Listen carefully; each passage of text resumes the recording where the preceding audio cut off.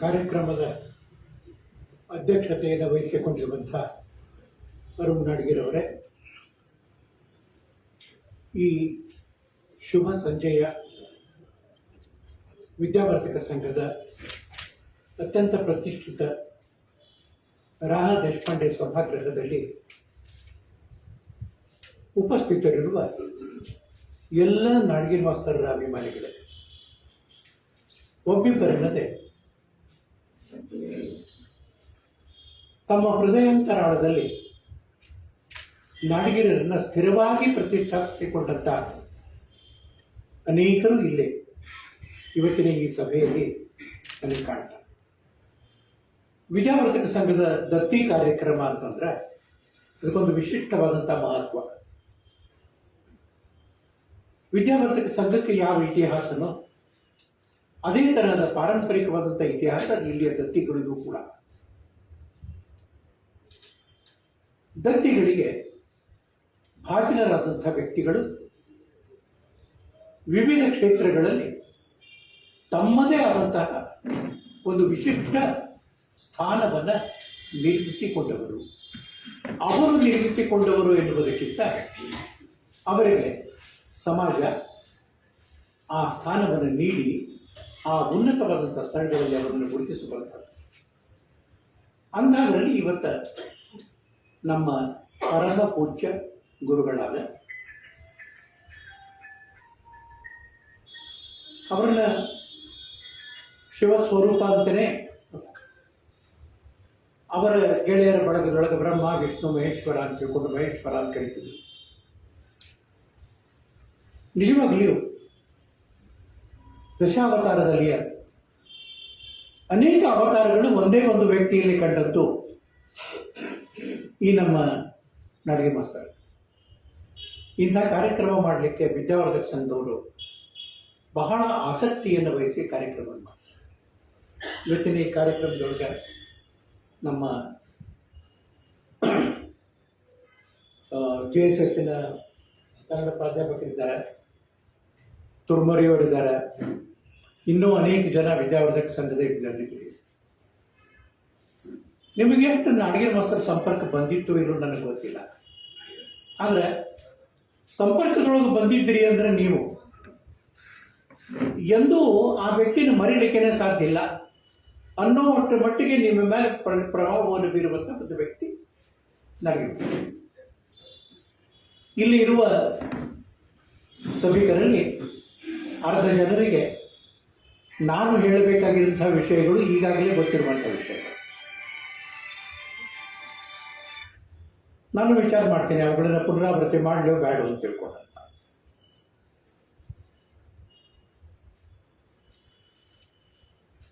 2011 master ಹೋಗಿ 15 ವರ್ಷ generation gap ಇಷ್ಟು ಆಗ್ಲಿಕ್ಕದಲ್ಲ. ಮೊದಲ ಜನರೇಷನ್ ಗ್ಯಾಪ್ ಅಂದ್ರೆ 30-35 ವರ್ಷದ ಜನರೇಷನ್ ಗ್ಯಾಪ್ ಇರ್ತಿತ್ತು.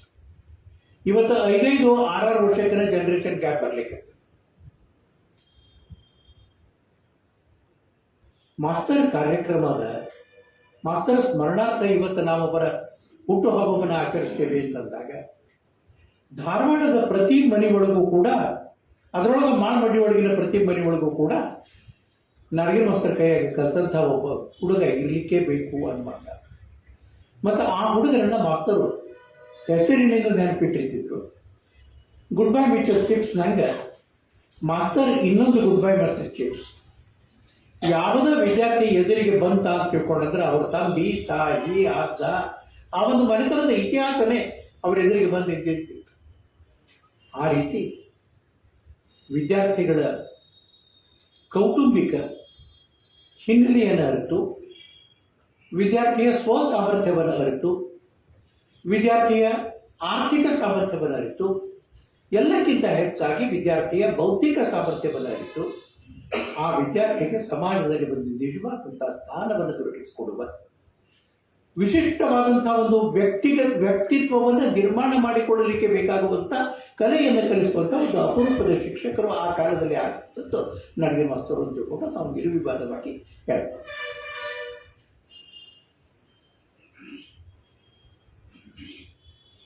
ಮಾಸ್ತರ್ ಜೀವನಗಳ 4 ಘಟ್ಟಗಳನ್ನು ನಾವು ಗುರುತಿಸ್ತೇವೆ. ಮೊದಲನೇ ಘಟ್ಟ ಅವರ ಹುಟ್ಟು ಮತ್ತು ಬಾಲ್ಯದಿಂದ ಹಿಡಿದು ಕಾಲೇಜಿನ ಶಿಕ್ಷಣದವರೆಗಿನ ಒಂದು ಘಟ್ಟವನ್ನು ನಾವು ಗುರುತಿಸ್ತೇವೆ. ತಂದೆ ಧಾರವಾಡದವರು, ಅವರು ಶಿಕ್ಷಕರು. ವಿದ್ಯಾರಣ್ಯ ಹೈಸ್ಕೂಲನ್ನು ಕಟ್ಟುವಂಥಲ್ಲಿ, ಆ ಇಡೀ ಸಂಸ್ಥೆಯನ್ನು ಕಟ್ಟುವಂಥಲ್ಲಿ ತಮ್ಮ ಬದುಕನ್ನೇ ಮುಡುಪಾಗಿಟ್ಟಂಥ ಅವರ ತಂದೆ. ತಾಯಿ ಹೊಸಪೇಟೆ. ಮಾಸ್ತರಿಗೆ ಹೊಸಪೇಟೆ ತಿಳ್ಕೊಂಡಂತಂದ್ರೆ ಆ ಒಂದು ನೆನಪು ಬಂದ್ರೆ ಸಾಕು, ಹೀ ಯೂಸ್ ಟು ಬಬಲ್ ಟಾಕ್. ಆ ರೀತಿಯಿಂದ ನಾವೊಂದ್ಸಲ ಎನ್ ಡಿ ಪಾಟೀಲ್ ಮದುವೆಗೆ ಹೋಗಿದ್ವಿ ಹೊಸಪೇಟೆಗೆ. ಆ ಮದುವೆಗೆ ಓದುತ್ತಿರದ ಕಾರಣ ಏನು ಅಂತ ತಿಳ್ಕೊಂಡ್ರೆ, ಹೊಸಪೇಟೆ ಒಳಗೆ ಮತ್ತೊಮ್ಮೆ ಮಾಸ್ತರ್ ಎಲ್ಲೆಲ್ಲಿ ಸಣ್ಣವರಿದ್ದಾಗ ಅಡ್ಡಾಡಿದ್ರು ಅವೆಲ್ಲ ಅಡ್ಡಾಡಿ ಬರೋಣ ಅಂತ ತಿಳ್ಕೊಂಡಾರ. ಆ ಒಡಕರಾಯನ ಗುಡಿ, ಆ ತೇರುಪೇಟೆ, 1, 2 ಅಲ್ಲಿ ಪ್ರತಿಯೊಂದು ಒಂದೊಂದು ಕಡೆ ಕರ್ಕೊಂಡು ಹೋದ್ರು ಅಂದ್ರೆ ಒಂದೊಂದು ಇತಿಹಾಸವನ್ನು ಹೇಳ್ತಿದ್ರು ಮಾಸ್ತರ್. ಇದೀಗ ತಾಯಿಯನ್ನು ಬಹುಬೇಗ ಕಳೆದುಕೊಂಡು ತಾಯಿಯ ಅಂತಃಕರಣದಿಂದ ವಂಚಿತರಾಗಿದ್ದರೂ ಕೂಡ ಮಾಸ್ತರರ ಸ್ಥಾಯಿ ಭಾವ ಮಾತೃ ಅಂತಃಕರಣವೇ ಆಗಿತ್ತು. ಅವರು ಎಷ್ಟು ಗಂಭೀರ ಕಾಣಿಸ್ತಿದ್ರು, ಅಷ್ಟೇ ಮೃದು. ಎರಡು ಉತ್ತರ ಧ್ರುವ, ದಕ್ಷಿಣ ಧ್ರುವ. ಮಾಸ್ತರ್ ನೋಡಿದ್ರೆ ಭಯಂಕರ ಗಂಭೀರ ಪ್ರಕೃತಿ ಅಂತ ಅನಿಸ್ಬೋದು. ಆದ್ರೆ ಅವರ ಅಂತಃಕರಣದೊಳಗಿನ ಆ ಕಾರುಣ್ಯ ಏನಿತ್ತು ಅದನ್ನು ಅನುಭವಿಸಿದವ್ರಿಗೇನೆ ಗೊತ್ತಾಗ್ಬಿಟ್ಟು ಹೊರಗಿನಿಂದ ಹೇಳಿ ಅಲ್ಲ. ಒಬ್ಬ ವಿದ್ಯಾರ್ಥಿ ಶಾಲೆ ಒಳಗೆ ಕ್ಲಾಸ್ನೊಳಗೆ ಸುಮ್ಮನೆ ಕೂತದ್ದು ನೋಡಿದ್ರೆ ಅವನು ಊಟ ಆಗಿದೋ ಇಲ್ಲೋ ಅಂತ ತಿಳ್ಕೊಂಡು ಗ್ರಹಿಸುವಂತ ಮಾತೃ ಹೃದಯದ ಶಿಕ್ಷಕ. ಪೀರಿಯಡ್ ಮುಗಿದು ಕೂಡಲೇ ಕರೆದು, ಇವತ್ತು ಯಾಕೋ ಊಟ ಆದಂಗೆ ಕಾಣೋದು ನಿಲ್ಲ, ಮನೆಗೆ ಹೋಗು ಅಂತ ತಿಳ್ಕೊಂಡು ಹೇಳಿ ಅದೊಂದು ಅನ್ನದಾಸೋಹ. ಮನೆಯೊಳಗೆ ಯಾವಾಗಲೂ ನಮ್ಮ ಕಾಕು ಊಟಕ್ಕೆ ತಯಾರನೇ ಇಟ್ಟಿರ್ತಿದ್ರು. ಮಾಸ್ತರ್ ಘಡಣದೊಳಗೆ ಅಂದ್ರೆ ಈ ವ್ಯಕ್ತಿತ್ವದ ರೂಪುಗೊಳ್ಳುವಿಕೆ ಏನಿರ್ತದೆ, ಆ ವ್ಯಕ್ತಿತ್ವದ ರೂಪುಗೊಳ್ಳುವಿಕೆ ಒಳಗೆ ಆ ಬಾಲ್ಯದ ಕಷ್ಟ ಮತ್ತು ನಿಷ್ಠುರತೆಗಳಿರುವ ಮತ್ತು ತಂದೆಯಿಂದ ಬಂದಂತಹ ಒಂದು ಕಠೋರವಾದಂತಹ ಶಿಸ್ತು ಅದೇನದ ಮಾಸ್ತರ್ರ ಘಡಣದೊಳಗೆ ಒಂದು ಅವಿಭಾಜ್ಯ ಅಂಗವಾಗಿ ರಕ್ತದೊಳಗನೆ ಶಿಸ್ತು ಅನ್ನುವಂಥದ್ದು ಮತ್ತು ಸ್ವಯಂ ಎಲ್ಲ ಕೆಲಸಗಳನ್ನು ತಾನು ಮಾಡ್ಕೋಬೇಕು. ಇನ್ನೊಬ್ಬರಿಗೆ ಅವ್ರ ಕೆಲಸ ಹೇಳೇ ಗೊತ್ತಿದ್ದಿಲ್ಲ. ಅವ್ರು ತಾವು ಸ್ವತಃ ಮಾಡ್ತಿದ್ದ ಕೆಲಸ. ಆ ಪರಿಪಾಠವನ್ನು ನಮಗೂ ಕೂಡ, ತಮ್ಮ ಮಕ್ಕಳಿಗೆ ಹೆಂಗೆ ನಮಗೂ ಕೂಡ ಅದೇ ಪರಿಪಾಠವನ್ನು ಕೊಟ್ಟಿದ್ದಾರೆ. ನನ್ನ ಆ ಮನೆಯೊಳಗೆ ಎಷ್ಟೋ ಸಲ ಊಟ ಮಾಡಿದ್ರು ಸಹಿತ ಮಾಸ್ತರ್ ತಮ್ಮ ತಾಟ ತಾವು ಒಯ್ದು ತಂದಿಟ್ಟಿದ್ರು. ಅದು ಅವರನ್ನು ನಾವು ಬಂದಿದ್ದಾಗ ಅನುಕರಣೆ ಮಾಡುವಂಥದ್ದಂದ್ರೆ, ಮನೆಯಾಗಿದ್ದ ಹೆಣ್ಮಕ್ಳು ಬರೇ ಕಸ ಮುಸರಿ ಭಾಂಡಿ ಇದ್ರ ಸಲುವಾಗಿ ಅವ್ರ ಜೀವನಕ್ಕೆ ಹೋಗಬಾರ್ದು. ಅವರಿಗೂ ಕೂಡ ಒಂದು ಜೀವದ ಆ ಜೀವದ ಮಹತ್ವ ಏನು ಅಂತ ಅನ್ನೋದನ್ನ ಅವ್ರು ಕಳ್ಕೊಂಡು. ಮಾಸ್ತರ್ ಎಷ್ಟು ಸಿಟ್ಟಿಗಿದ್ದಿರುವಲ್ಲ, ಮಾಸ್ತರ್ ಕಡೆಯಿಂದ ಏನಾದ್ರು ಕೆಲಸ ಆಗ್ಬೇಕಾಯ್ತು ಅಂದ್ರೆ ಕಾಕೂನ್ ಕಡೆಗೆ ಹೇಳಿಸಿದ್ರೆ ಕೆಲಸ ಆಗಲಿಲ್ಲ. ಇದನ್ನು ನಾವು ಕೆಲವು ಮಂದಿ ತಿಳ್ಕೊಂಡಿದ್ವಿ, ಎಲ್ಲರಿಗೂ ಈ ಗುಟ್ಟು ಗೊತ್ತಿದ್ದಿದ್ದಿಲ್ಲ. ಮತ್ತು ಮಾಸ್ತರಿಗೂ ಇದು ಗೊತ್ತಿತ್ತು, ಯಾರ ಕಡೆಯಿಂದ ಯಾರಿಗೆ ಹೇಳಿಸಿದ್ರೆ ಏನು ಕೆಲಸ ಆಗ್ತದೆ ಅಂತ ತಿಳ್ಕೊಂಡಂತ. ಎಷ್ಟೋ ಸಲ ನಮಗೆ ಇದನ್ನು ಮಾಡಬೇಡ ಅಂತ ತಿಳ್ಕೊಂಡು ಹೇಳಬೇಕಾದ್ರೆ ಅವರಿಗೆ ಹೇಳಲಿಕ್ಕೆ ಬಾಯಿ ಹೇಳಲಿಲ್ಲ ಅಂದರೆ ಮಾಸ್ತರು ಕಾಕೂನ್ ಕಡೆಯಿಂದ ಹೇಳಿಸಿದ್ರು, ಯಾಕೋ ಇವತ್ತು ನೀವು ಮುಂಜಾನೆ ಮಾತಾಡಿದ ಮಾತು ಅವ್ರಿಗೆ ಮನಸ್ಸಿಗೆ ಬಂದಿಲ್ಲ ಹೋಗೋದು. ಅಂದರೆ ಈ ಒಂದು ದಾಂಪತ್ಯದಿಂದ ಮಾಸ್ತರ್ ದಾಂಪತ್ಯ ಅಂದರೆ ಬೇಂದ್ರೆ ಸಖಿಗೀತ, ಮಾಸ್ತರ್ ದಾಂಪತ್ಯನೇ ಸಖಿಗೀತ. ಮಾಸ್ತರ್ ಬರವಣಿಗೆ, ಮಾಸ್ತರ್ ಇಡೀ ಬರವಣಿಗೆ ಇಂಗ್ಲೀಷ್ ಮತ್ತು ಕನ್ನಡ ಎರಡೂದ್ರ ಬರವಣಿಗೆ ನೋಡಿದ್ವಿ ಅಂತ ತಿಳ್ಕೊಂಡಂತಂದ್ರೆ, ಇಂಗ್ಲೀಷ್ನ ಬಾಯರನ್ನಿಂದ ಹಿಡಿದ ಟೆನ್ಸನ್ ತನಕ, ಶೇಕ್ಸ್ಪಿಯರ್ ತನಕ ಆಫ್ಕೋಟೆಡ್ ಪ್ರತಿಯೊಂದು ವಾಕ್ಯದೊಳಗೆ ಒಂದೊಂದು ಇದು ಬರ್ತಾರೆ ಅಂತಹ ಇದು. ಅವರು ಸಹಜ ತಾವು ಏನೋ ಬರೀಲಿಕ್ಕೆ ಹೋದ್ರು ಸಹಿತ. ಆಮೇಲೆ ಮಾಸ್ತರ್ ಕನ್ನಡ ಬರೀಲಿಕ್ಕೆ ಹತ್ತಿದ್ರು ಅಂತ ತಿಳ್ಕೊಂಡಂತಂದ್ರೆ, ಮಾಸ್ತರ್ ಕನ್ನಡ ಬರವಣಿಗೆ ಒಳಗೆ ಬೇಂದ್ರೆಯವರ ಒದ್ದೋಯ್ತು ಇರಲಾರ್ದು ಯಾವ ಒಂದು ವಾಕ್ಯನೂ ಕೂಡ ಅವರ ಒಂದು ಪ್ಯಾರಾಗ್ರಾಫ್ನೊಳಗೆ ಕನ್ಕ್ಲೂಡಿಂಗ್ ಪ್ಯಾರಾಗ್ರಾಫ್ನೊಳಗೆ ಬರಬೇಕಾಯ್ತು ಅಂತಂದ್ರೆ ಬೇಂದ್ರೆನ ಕಾವ್ಯದಿಂದಲೇ ಕನ್ಕ್ಲೂಡ್ ಆಗ್ತಿತ್ತು ಹೊರತು ಅವರ ಬದುಕು ಪ್ರಾರಂಭ ಆಗೋದು ಬೇಂದ್ರೆನ ಕವಿದ.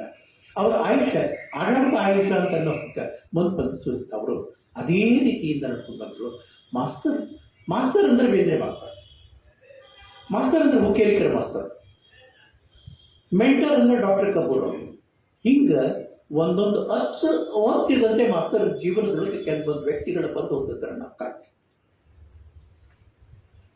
ಗೆಳೆತನ, ಕೃಷ್ಣ ಸುಧಾಮನ ಗೆಳೆತನ ಹೆಂಗೆ ಹಂಗ ಮಾಸ್ತರ್ದು, ಜೋಶಿ ಮಾಸ್ತರ್ದು. ಮಾಸ್ತರು ಮತ್ತು ಜೋಶಿ ಮಾಸ್ತರು ವಿಚಾರ ಮಾಡಲಾರ್ದ ನಿರ್ಣಯ ತಗೊಂಡದ್ದು ಯಾವುದೂ ಇಲ್ಲ.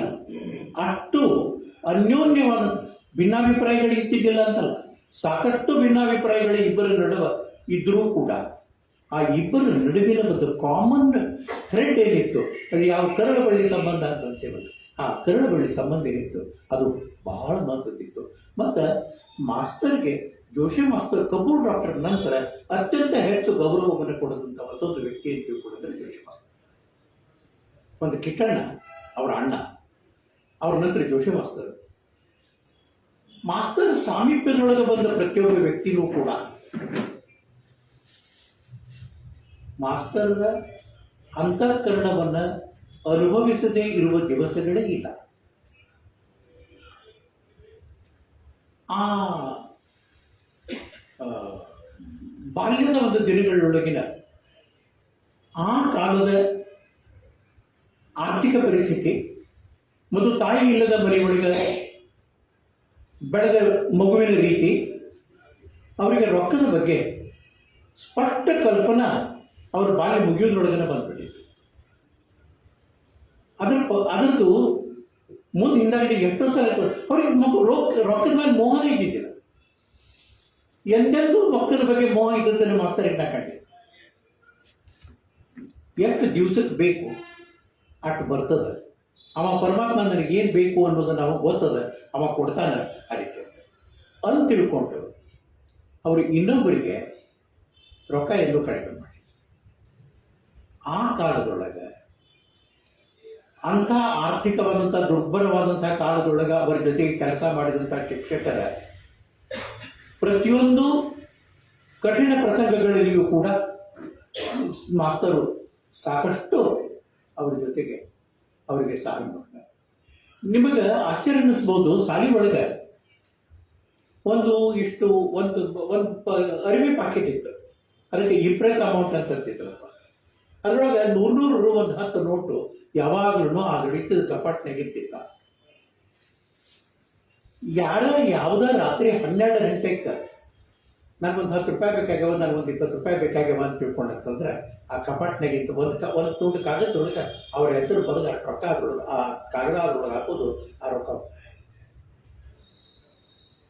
ಇವತ್ತು ಶಿಕ್ಷಕ ವೃತ್ತಿ ಒಳಗಿದ್ದವ್ರಿಗೆ, ಆಗಿನ ಕಾಲದ ಶಿಕ್ಷಕ ವೃತ್ತಿ ಒಳಗಿದ್ದವ್ರಿಗೆ ಯಾವ ಆರ್ಥಿಕ ಸಂಕಟಗಳಿದ್ವು ಅನ್ನೋದು ಕಲ್ಪನಾನೇ ಬರಲಿಕ್ಕೆ. ಇವತ್ತು ರೊಕ್ಕ ಹೆಚ್ಚಾಗಿ ಸಮಸ್ಯೆ ಆಗಿದೆ, ಆಗ ರೊಕ್ಕ ಇಲ್ಲ ಅಂದ್ರೂ ಸಮಸ್ಯೆ ಆಗಿಲ್ಲ. ನನ್ನ ಹಿಂದಿನ ಜನರೇಷನ್ದ ಟೀಚರ್ಸ್ ಅಂದ್ರೆ ಮಾಸ್ತರ್ ಜೋಡಿ ಕಾಂಟೆಂಪ್ರರೀಸ್ ಅಂತ ತಿಳ್ಕೊಂಡು ಯಾರ್ಯಾರು ಮಾಡಿ, ಆ ಶಿಕ್ಷಕರು ಮತ್ತು ಮಾಸ್ತರ್ ಇವರ ನಡುವಿನ ಘನಿಷ್ಠವಾದಂಥ ಸಂಬಂಧಗಳು ಅಂತ ತಿಳ್ಕೊಂಡಂತಂದ್ರೆ ಅವು ಎಂದೂ ರೊಕ್ಕದ ಮೇಲೆ ನಿಂತಹ ಸಂಬಂಧಗಳೇ ಅಲ್ಲ. ನಿಜವಾದಂಥ ಒಂದು ವೃತ್ತಿ ಬಾಂಧವ್ಯದಿಂದ ಕಟ್ಟಿದಂಥ ಸಂಬಂಧಗಳವೇ. ಯಾರಿಗೆ ಯಾವ ಡಿಫಿಕಲ್ಟಿ ಬಂದರೂ ಸಹಿತ ಆ ಕ್ಷಣಕ್ಕೆ ಇನ್ನೊಬ್ಬರು ಪ್ರತಿಸ್ಪಂದಿಸ್ತಾರ ಅಂತ ಅನ್ನೋದು ಆಗಿನ ಕಾಲದ ಒಂದು ದೊಡ್ಡ ಗುಣ ಆಗೈತಿ. ಎಂಥದೇ ಪರಿಸ್ಥಿತಿ ಬರಲಿ, ಒಂದು ಬೀಡಿಕರ್ ಮಾಸ್ತರ, ಒಂದು ಕೂನೇರಿ ಮಾಸ್ತರ, ಒಂದು ಮನ್ಗುಳಿ ಮಾಸ್ತರ, ಯಾರ ಹೆಸರಂತ ತಗೊಂಬೋದು, ಯಾರ ಪ್ರತಿಯೊಬ್ಬರು ಪ್ರಾತಸ್ಮರಣೀಯರು. ಅಂಥ ಒಂದು ಕಾಲದೊಳಗೆ ಧಾರವಾಡದೊಳಗೆ ಕೆ ಬೋರ್ಡ್ ಹೈಸ್ಕೂಲ್ ಅನ್ನುವಂಥದ್ದು ಇಡೀ ರಾಷ್ಟ್ರದೊಳಗೆ ಮತ್ತು ಅಂತಾರಾಷ್ಟ್ರೀಯದೊಳಗೆ ಒಂದು ಉತ್ತಮವಾದಂಥ ಶಾಲೆ ಅಂತ ತಿಳ್ಕೊಂಡಾಗ ಒಂದು ವರ್ಲ್ಡ್ ಮ್ಯಾಪ್ನೊಳಗೆ ಆ ಶಾಲೆಯನ್ನು ನಿಲ್ಲಿಸಿದಂಥ ಕ್ರೆಡಿಟ್ ಯಾರಿಗಾರ ಇದ್ರೆ ಅದು ನನಗೆ ಬರ್ತದೆ.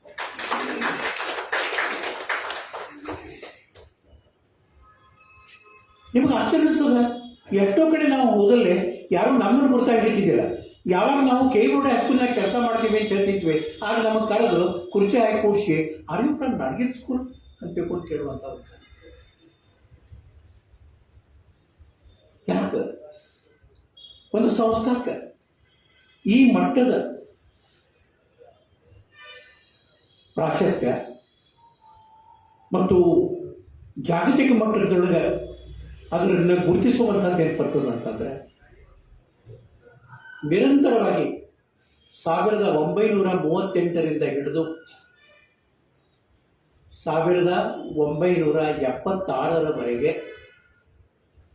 ಒಂದು ಕ್ಷಣನೂ ಶಾಲೆ ಬಿಟ್ಟು ಬೇರೆ ವಿಚಾರ ಮಾಡಲಾರ್ದ ಏಕನಿಷ್ಠೆಯಿಂದ ಏನವರು ತಮ್ಮ ತನು ಮನ ಧನ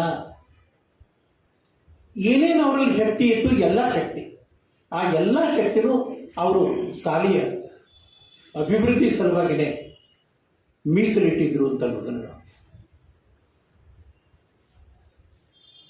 ಅವರು ಹೈಸ್ಕೂಲ್ ಶಿಕ್ಷಣಕ್ಕೆ ಬಂದಾಗ ವಿದ್ಯಾರ್ಥಿಗೆ ಬಂದ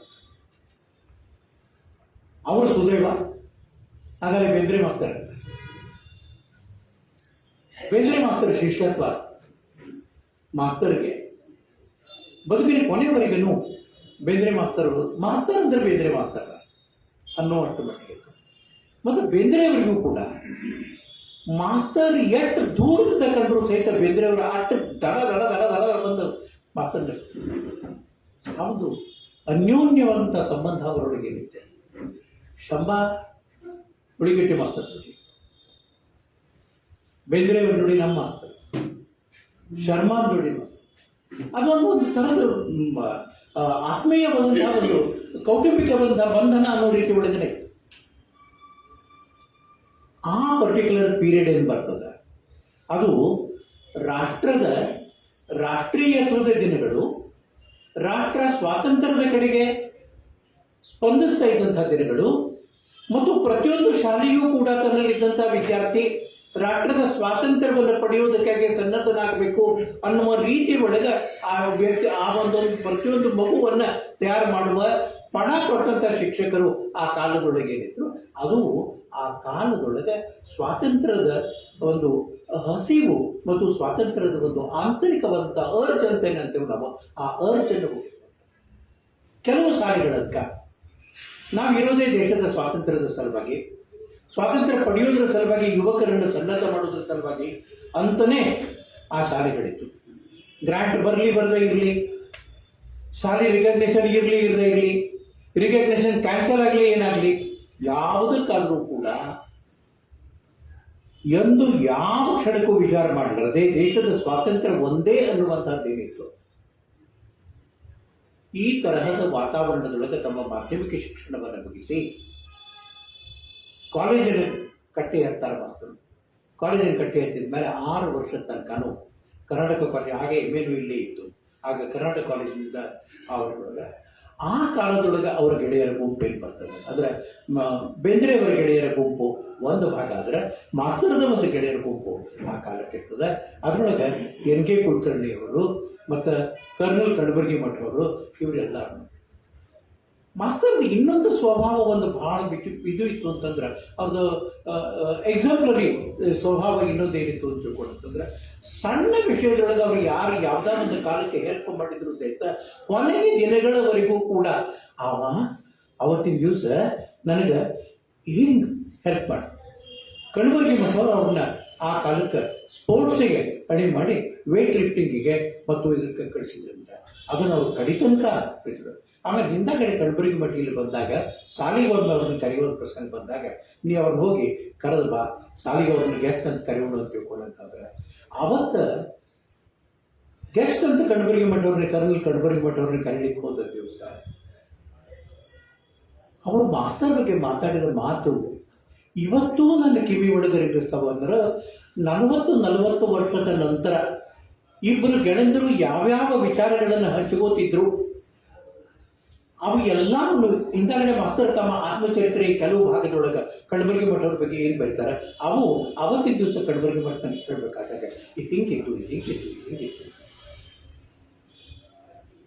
ಒಂದು ಮಾತ್ರ ಇತ್ತು ಮಾಸ್ತರ್, ಎಂಥ ಕಠಿಣ ಪರಿಸ್ಥಿತಿ ಬಂದರೂ ಸಹಿತ ಸ್ವಾಭಿಮಾನವನ್ನು ಬಿಟ್ಟು ಕೊಡಲಾರ್ದಂಥ ಮನುಷ್ಯ ಯಾರಾದರೂ ಇದ್ರೆ ಅದು ನಡೆಯುತ್ತೆ. ಸ್ವಂತದ ಅಭಿಮಾನ, ಸಂಸ್ಥೆಯ ಅಭಿಮಾನ, ಈ ಎರಡೂದಕ್ಕಿಂತ ಹೆಚ್ಚು ತಿಳ್ಕೊಂಡ್ರೆ ಶಿಕ್ಷಕರ ಬಗ್ಗೆ ಇರುವಂಥ ಅಭಿಮಾನ. ನನಗೇನು ಅವ್ರ ಕೈಯಾಗಿ ಕೆಲಸ ಮಾಡೋದ್ರೆ ಎಂದೆಂದೂ ಬಿಟ್ಟುಕೊಟ್ಟಿದೆ. ಎಂಥ ದುರ್ತರವಾದಂಥ ಪರಿಸ್ಥಿತಿ ಬಂದಾಗೂ ಕೂಡ ಬಿಟ್ಟುಕೊಟ್ಟಿದ್ದಾರೆ. ಒಂದು ಶನಿವಾರ ದಿವಸ ಕರ್ನಾಟಕ ಯೂನಿವರ್ಸಿಟಿಯಿಂದ ಎಜುಕೇಷನ್ ಡಿಪಾರ್ಟ್ಮೆಂಟಿಗೆ ಹೆಡ್ ಇದ್ದಂಥ ಒಬ್ಬ ಮನುಷ್ಯ ಬಂದು ಮಾಸ್ತರ್ ಇದರಿಗೆ ಕುರ್ಚಿ ಹಾಕೊಂಡು ಕೂತು, ಇಂಥ ಟೀಚರನ್ನು ಕರೀರಿ, ನೀವು ಇವ್ರನ್ನ ನೌಕರಿಯಿಂದ ತೆಗಿಬೇಕು ಅಂತ ತಿಳ್ಕೊಂಡು ಗಟ್ಟಿ ಹಚ್ಚಿದ್ರು. ಏನು ದೊಡ್ಡ ಘಟನೆ ಆಗಿರಲಿಲ್ಲ.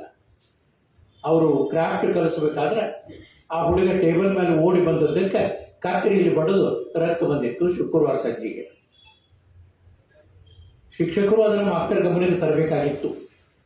ಅವರು ಏನು ಅದೇನು ಭಾಳ ಮಹತ್ವದಲ್ಲ, ಏನು ಆಗಲಿಕ್ಕಿಲ್ಲ ಈ ಪ್ರಕರಣ ಅಂತ ತಿಳ್ಕೊಂಡು ಅಟ್ಟಕ್ಕೆ ಬಿಟ್ಟರು. ಆದರೆ ಮರುದಿವ್ಸ ಮುಂಜಾನೆ 9 ಗಂಟೆಗೆ ಅವ್ರು ಬಂದು ನಮ್ಮ ಎದುರಿಗೆ ಟೀಚರನ್ನು ಕರೆದು ನೀವು ಅವ್ರನ್ನ ರಿಪ್ರಮೆಂಟ್ ಮಾಡಬೇಕು, ಅವ್ರನ್ನ ನೀವು ದೂಷಿಸಬೇಕು, ಅವ್ರನ್ನ ನೀವು ಇವತ್ತಿನ ತನಕ ಅವ್ರಿಗೆ ಶಿಕ್ಷೆ ಕೊಡಬೇಕು ಅಂತ ತಿಳ್ಕೊಂಡ್ರೆ ಮಾಸ್ತರ್ ಬಂಡವಾಳ ಮಾಸ್ತರನ್ನು ಕರೆದು ಇವರು ಹುಡುಗನ LC ತೆಗೆದು ಅವ್ರಿಗೆ ಕೊಟ್ಟು ಬಿಡ್ರಿ ಅಂತ ಒಂದ ಮಾತ್ರ. ಆ ಮನುಷ್ಯ ಇವ ಶಾಟರ್ ಅಂದ್ರೆ ಅವ್ರ ಟೀಚರ್ಸನ್ನು ಕರೀತ ಹೇಳ್ತಾರೆ ಏನೋ ಅಂತ ತಿಳ್ಕೊಂಡಿದ್ದೆ. ಏನೇನೂ ಇಲ್ಲ. ಮಾಸ್ತರ್ಗೆ ಆ ವಿಷಯ ಗೊತ್ತೂ ಇದ್ದಿದ್ದಿಲ್ಲ. ಹಿಂದಿನ ದಿವಸ ಸಂಜೆ ಮುಂದೆ ಏನಾಗಿದೆ ಅನ್ನೋದು ಗೊತ್ತಿದ್ದಿದ್ದಿಲ್ಲ.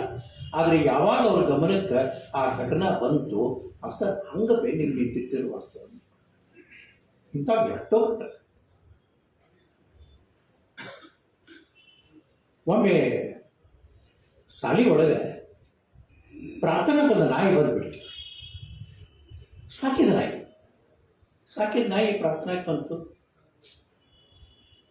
ಪಾಪ ಅದು ಶಾಲಿ ಒಳಗೆ ಬಂದ ಕೂಡಲೇ ಅದಕ್ಕೂ ಏನೋ ಸಂಸ್ಕಾರ ಆಗಿತ್ತು ಏನೋ ಗೊತ್ತಿಲ್ಲ. ಅದು ತೇಜಸ್ವಿನ ನಮ್ಮ ಪ್ರಾರ್ಥನಾ ಶುರುವಾದ ಕೂಡಲೇ ಅದು ಕೂಡ ಭಾಗದೊಳಗೆ ಸುಮ್ಮನೆ ನಿಂತಿತ್ತು. ಯಾರು ಡಿಸ್ಟರ್ಬ್ ಮಾಡಿ ಆ ಯಾವ ಹುಡುಗನ ಬೆನ್ನತ್ತೆ ನಾಯಿ ಬಂದಿತ್ತು, ಅವ್ರ ಮನ್ಯಾಗ ಸಾಕಿದ ನಾಯಿ ಇತ್ತು. ಅವಂಗರೆ ಚಡಪಡಿಕೆ ಅವ ಕ್ಲಾಸಿಗೆ ಹೋದ, ಆ ನಾಯಿ ಕ್ಲಾಸ್ಗೂ ಬಂತು. ಇಡೀ ಗಲಬಲ ಎಲ್ಲ ಹುಡುಗರು ಒಟ್ಟರು ಒಂದು ರೀತಿ ಇದು ಗಲಬಲ ಶುರುವಾಗಿರುತ್ತೆ. ಆ ಹುಡುಗ ಮಾಸ್ತರ್ ನನಗೇನಂತಾರೆ, ನನಗೆ ಇವತ್ತು ಬಡತು ಬಿಡೋದು ಖಾತ್ರಿಗೆ.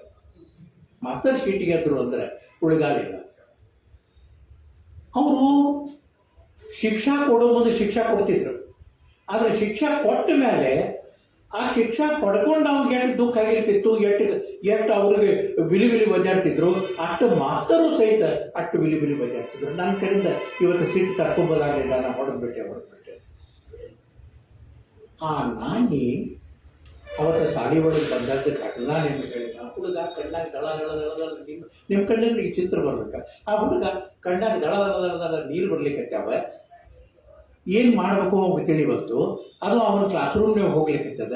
ಫಸ್ಟ್ ಪೀರಿಯಡ್ ಶುರುವಾಗಬೇಕು ಅಂತ ಮಾಸ್ತರ್ ಬಂದು ಬಿಸ್ಕಿಟಿನ ಪುಡ್ಕಿ ಹಿಡ್ಕೊಂಡು ಬಿಸ್ಕಿಟಿನ ಪುಡ್ಕಿ ಹಿಡಿದು ಅದರ ಎದುರಿಗೆ ಈಗ ಬಿಸ್ಕಿಟಿನ ಪುಡ್ಕಿ ಬಿಚ್ಚಿದ್ರು. ಅದನ್ನ ನಾಯಿ ಮಾಸ್ತರ್ ದುಡ್ಡಿನ ಬಂದರು. ತಿರುಗಿ ಅವ್ರು ತನ್ನ ರೂಮಿನ ತನಕ ಬಂದರು. ಅಲ್ಲಿ ತನಕ ಬಂದಾಗ 2 ಬಿಸ್ಕಿಟ್ ಕೊಟ್ಟರು. ಆ ಹುಡುಗ ಅವ್ರ ತಂದೆ ಆರ್ಟಿಕಲ್ ಬರೀತಾರೆ, ಮಾಸ್ತರ್ ಬಗ್ಗೆ ಬರೀಬೇಕಾದ್ರೆ ಅವ್ರ ತಂದೆ ಆರ್ಟಿಕಲ್ ಬರೀತಾರೆ. ನನ್ನ ಮಗ ಅವತ್ತಿನ ದಿವಸ ಅನುಭವಿಸಿದ ಗಿಲ್ಟ್ ಏನಿತ್ತು ಅದು ಒಂದೇ ಒಂದು ಕ್ಷಣದೊಳಗೆ ಹೋತಲ್ಲ ಅಂತ ಅನ್ನೋದು ನನಗೆ ಬಹಳ ಆಶ್ಚರ್ಯ. ಕಣಿವೆಯವ್ರ ಮನೆಗೆ ಸಾಕಿದ ನಾಯಿ ಅವತ್ತು ನಮ್ಮ ಪ್ರಾರ್ಥನಾಕ್ಕೆ ಬಂದು ನಿಂತಿತ್ತು. ಅದು ಹೆಂಗೆ ಹೋಗ್ತು ಅಂತೀವಿ. ಕಣಿವೆಯವರು ತಮ್ಮ ಆರ್ಟಿಕಲ್ನೊಳಗೆ ಇದನ್ನು ಮಾಸ್ತರು ಮುಂಜಾನೆದು ಒಂದು ರೌಂಡ್ ಶಾಲೆ ಒಳಗೆ, ನಾ ಆದಷ್ಟು ಲೈಫದ ಡೀಟೇಲ್ಸ್ ನಿಮ್ಗೆ ಯಾರಿಗೆ ಹೇಳಲಿಕ್ಕೆ ಹೋಗೋದಿಲ್ಲ, ಯಾಕಂದರೆ ವೇಳಾನು ಒಂದು. ಆಮೇಲೆ 95 ವರ್ಷ ಇಡೀ ಸಮುದಾಯವನ್ನು ಪ್ರಭಾವಿಸಿದಂಥ ಒಂದು ವ್ಯಕ್ತಿಯ ಜೀವನದ ಘಟನೆಗಳನ್ನು ಹೇಳ್ಕೊತ ಹೋದ್ರೆ ಅದಕ್ಕೆ ಎಂಡ್ಲೆಸ್. ಅದಕ್ಕೆ ಒಂದಕ್ಕೊಂದು ಕ್ರೊನಾಲಜಿಕಲ್ ಆರ್ಡರ್ದೊಳಗೆ ನಾನು ನಿಮಗೆ ಹೇಳಿಕ್ಕೆ ಹೋಗಿಲ್ಲ.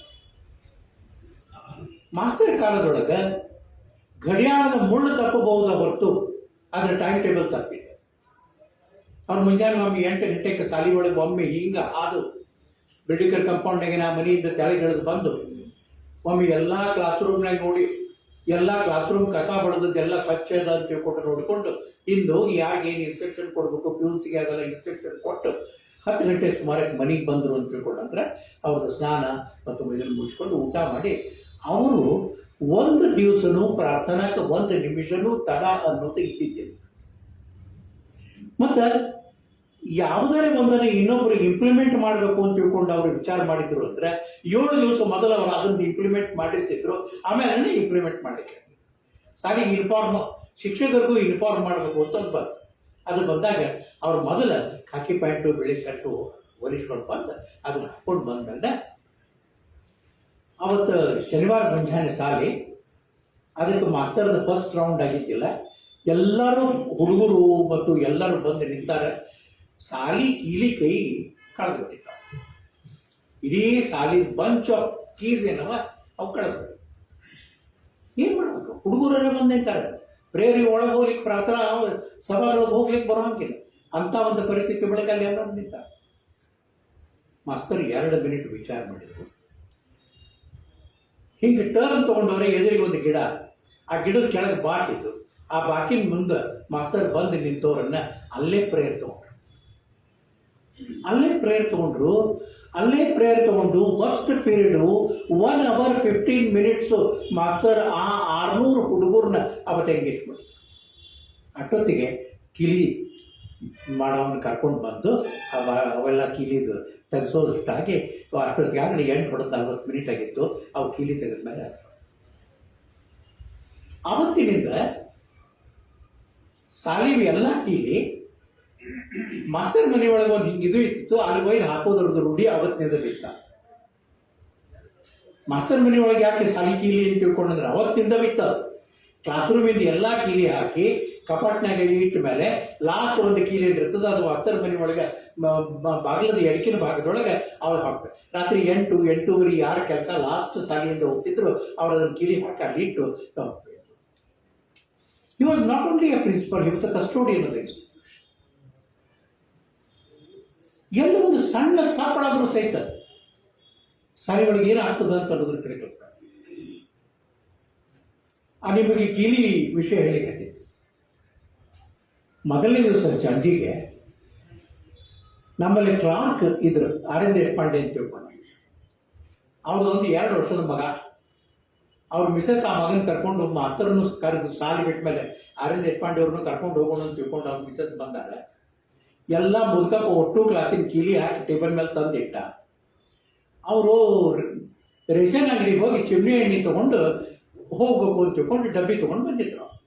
ಆ ಹುಡುಗ ಆಟ ಆಡ್ಕೊತಾ ಇಡೀ ಕೀಲಿಕೆ ಬಂಚ್ ಅದು ಚಿಮ್ನಿ ಎಣ್ಣೆ ಡಬ್ಬಾಗ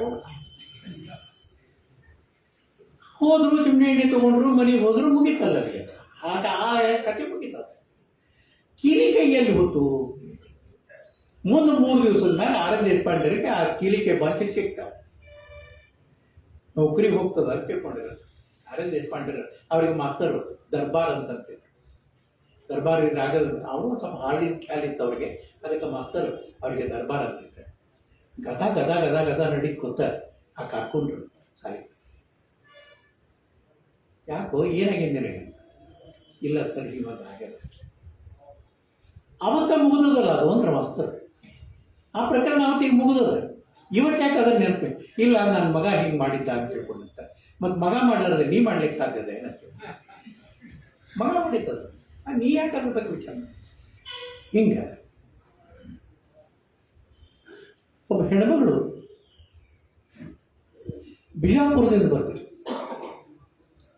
ಬಿಜಾಪುರದ ಪ್ರಿನ್ಸಿಪಾಲ್ ದೊಡ್ಡ ಸಾಲಿ ಪ್ರಿನ್ಸಿಪಾಲ್ ರೇಖೆ ತಲೆ ಮೇಲೆ ಸ್ವಲ್ಪ ಪರಿಣಾಮ. ಮನೆ ಬಿಟ್ಟು ಬಂದ್ಬಿಡ್ತಿದ್ರು.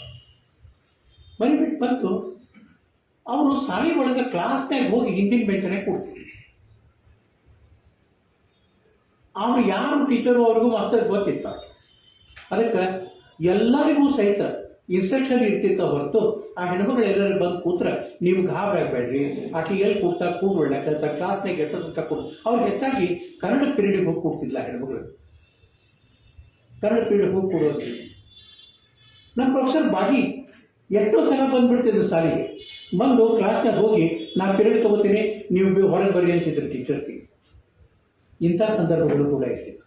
ಇಂಥ ಎಲ್ಲ ಸಂದರ್ಭಗಳಲ್ಲಿ ಮಾಸ್ತರು ವಿಚಲಿತರಾಗದೆ ಒಂದು ದಿವಸನೂ ಕೂಡ ಏನೋ ಒಂದು ದೊಡ್ಡದು ಘಟಿಸ್ತು ಅನ್ನುವಾಗ ಎಂದೂ ಮಾಡಿಲ್ಲ. ಅವ್ರ ಸ್ವಭಾವನ ಒಂದು ಥರದ್ದು ಏನು ಬಂದರೂ ಸಹಿತ ನಾನು ನಿಭಾಯಿಸ್ತೀನಿ ಅನ್ನುವಂಥದ್ದು. 1938 ಅವರು ಬಾಂಡ್ ಬರೆದು ಕೊಟ್ಟು ಕೆ ಇ ಬೋರ್ಡಿಗೆ ಜಾಯ್ನ್ ಆಗ್ತಾರೆ. ಕೆ ಇ ಬೋರ್ಡಿಗೆ ಜಾಯ್ನ್ ಆದ ಕೂಡಲೇ ಕಾಂದಿವಲಿ ಟ್ರೈನಿಂಗಿಗೆ ಅವರಿಗೆ ಫಿಸಿಕಲ್ ಎಜುಕೇಷನ್. ಇನ್ನೊಂದು ಇದೇ ವಿಷಯದೊಳಗೆ ಮಾಸ್ತರ್ ಬಗ್ಗೆ ಹೇಳಿಬಿಡ್ಬೇಕು ಅಂದರೆ, ಮಾಸ್ತರ್ ಯಾವ್ಯಾವ ಟ್ರೈನಿಂಗ್ಗಳನ್ನು ತೊಗೊಂಡಿದ್ರಲ್ಲ, ಪ್ರೊಫೆಷ್ನಲ್ ಟ್ರೈನಿಂಗು, ಆ ಎಲ್ಲ ಟ್ರೈನಿಂಗೂ ಅವ್ರ ಕೈಯಾಗ ಕೆಲಸ ಮಾಡುವಂಥ ಶಿಕ್ಷಕರು ತಗೋಬೇಕು ಅಂತ ಅವ್ರ ಮನಸ್ಸಿನಾಗಿತ್ತು. ಅದರ ಪ್ರಯೋಗಗಳು ನನ್ನ ಮೇಲೆ ಅವು ಎಲ್ಲ ಟ್ರೈನಿಂಗ್ ಅವ್ರು ಯಾವ್ಯಾವ ಟ್ರೈನಿಂಗ್ ಮುಗಿಸ್ಕೊಂಡು ಬಂದು ಅದರೊಳಗೆ ಫಿಸಿಕಲ್ ಎಜುಕೇಷನದು ಬಿಟ್ಟು, ಯಾಕಂದ್ರೆ ಅಷ್ಟೊತ್ತಿಗಾಗಲೇ ಫಿಸಿಕಲ್ ಎಜುಕೇಷನದ ಜ್ವರ ಸಾಲಿಯಿಂದ ಕಡಿಮೆ ಆಗಿತ್ತು. ಅದಕ್ಕೆ ಆ ಒಂದು ಇದು ಮತ್ತು ಹಂಗೇನಾರ ಆಗಿನ ಕಾಲದ ಫಿಸಿಕಲ್ ಎಜುಕೇಷನ್ ನಮ್ಮ ಮೇಲೆ ಇಂಪ್ಲಿಮೆಂಟ್ ಮಾಡಿದರೆ ನಾವೇನು ಸಾರಿಯಾಗಿ ನೌಕರಿ ಮಾಡ್ತಿದ್ದಿಲ್ಲ. ಆ ಕಾಲದೊಳಗೆ ಅಂದರೆ ಎಲ್ಲಿ ತನಕ ಅಂತ ತಿಳ್ಕೊಂಡ್ರೆ 1962-63 ತನಕ ಈ ಕೆಳಗೇರಿ ಡೈರಿಗೆ ಮುಂಜಾನೆ ಹೋಗಿ ಅಲ್ಲಿ ಶ್ರಮದಾನ ಮಾಡಿ ತಿರುಗಿ ಬಂದು ಆಮೇಲೆ ಸ್ನಾನ ಮಾಡಿ ಸಾಲಿಗೆ ಬರುವಂಥ ದಿವಸಗಳಿದ್ದು ಅಲ್ಲಿ ತನಕ. ಅಲ್ಲೊಂದು 5 ಮಂದಿನ ಗುಂಪಿತ್ತು. ಡಾಕ್ಟರ್ ಇರ್ತಿದ್ರು, ಉಳಿಗಟ್ಟಿ ಮಾಸ್ತರ್ ಇರ್ತಿದ್ರು, ಜೋಶಿ ಮಾಸ್ತರ್ ಇರ್ತಿದ್ರು, ನಾಡಗಿರಿ ಮಾಸ್ತರ್ ಇರ್ತಿದ್ರು, ಇನ್ನೊಬ್ಬರು ವಾಜಪೇಯಿ ಇರ್ತಾರೆ. ಇಷ್ಟು ಮಂದಿ ಅಲ್ಲೇ ಆ ಮುಂಜಾನೆ 2 ತಾಸು ಶ್ರಮದಾನ ಮಾಡಿದ್ರು ಕೊಡ್ತಿದ್ರು. ಮಾಸ್ತರ್ ಭಾಳ ತೋರಿಸುತ್ತೆ. ಮಾಸ್ತರ್ಗಿಂತ ಡಾಕ್ಟರು ಮಾಸ್ತರು ವಿಚಾರ ಮಾಡ್ಕೋತ ಕೂತರು ಅಂತಂದ್ರೆ ಸಾಲಿ ಎದುರಿಗೆ ಕೆಲವೊಂದು ಬಾಕ್ ಹಾಕಿದ್ರು. ಆ ಬಾಕಿನ ಹಿಂದೆ ಎಷ್ಟು ಸುಂದರವಾದಂಥ ಗಿಡಗಳು ಬೆಳೆದಿದ್ವಲ್ಲ, ಈಗೆಲ್ಲ ಸಾಲಿ ಒಳಗೆ ನಿಂದಿರ್ಲಿಕ್ಕೆ ಜಾಗ ಇದ್ರು, ಅಷ್ಟು ಬಿಲ್ಡಿಂಗ್ ಆಗ್ಯಾವ ಈಗೆಲ್ಲ ಶಾಲೆಗೆ. ಆಗಿನ ಕಾಲಕ್ಕೆ ಅಲ್ಲಿ ಕೂತು ತಿಳ್ಕೊಂಡಂತಂದ್ರೆ ಜಗತ್ತಿನ ವಿಚಾರ ಬರ್ತಿತ್ತು, ಶಿಕ್ಷಣದ ವಿಚಾರಗಳು ಬರ್ತಿತ್ತು, ಸಾಲಿಡ್ ಡೆವಲಪ್ಮೆಂಟ್ ಬಗ್ಗೆ ವಿಚಾರ ಬರ್ತಿತ್ತು. ಏನು ಯಾವುದು ಡಿಸ್ಕಷನ್ ಬರ್ತಿದ್ದಿಲ್ಲ ಅಂತ. ವಿದ್ಯಾರಣ್ಯ ಹೈಸ್ಕೂಲ್ನಾಗ ಒಂದು ಕಟ್ಟಿತ್ತಂತ, ಅದಕ್ಕೆ ಚಾಣಕ್ಯನ ಕಟ್ಟಿ ಅಂತಿದ್ರು, ಅಥವಾ ವಿಕ್ರಮಾದಿತ್ಯನ ಕಟ್ಟಿ ಅಂತ ತಿಳ್ಕೊಂಡಂತಿದ್ರೆ ಹಂಗೆ ಕೆ ಬೋರ್ಡ್ ಹೈಸ್ಕೂಲ್ನಾಗ ಅಂತ. ಬೇಂದ್ರೆ ಮಾಸ್ತರ್ ಹೇಳಿದಂಗೆ ಇವತ್ತಿನ ಜನಕ್ಕೆ ವಿಸ್ಮೃತಿನೂ ಭಾಳ ಆಗಿದೆ, ಮರವೂ ಭಾಳ ಆಗಿದೆ. ನಾವು ನಮ್ಮ ಹಿಂದಿನವರು ಏನು ಮಾಡಿದ್ರು ಅಂತನ್ನೋದ್ರ ಬಗ್ಗೆ ಒಟ್ಟಾಗಿ ಏನೂ ವಿಚಾರಗಳು ಬರ್ತಿಲ್ಲ. ಅವರು ಆ ಮಾರ್ಗಗಳನ್ನು ಹಾಕಿ ಕೊಟ್ಟಿದ್ದಿಲ್ಲ ಅಂತ ತಿಳ್ಕೊಂಡ್ರೆ ಇವತ್ತು ಈ ರೀತಿಯಾಗಿ ಬದುಕು ನಡೆಸಲಿಕ್ಕೆ ಸಾಧ್ಯ. ಕಾಂತಿವಲಿ ಟ್ರೈನಿಂಗಿಗೆ ಹೋಗಿ ಬರ್ತಾರೆ.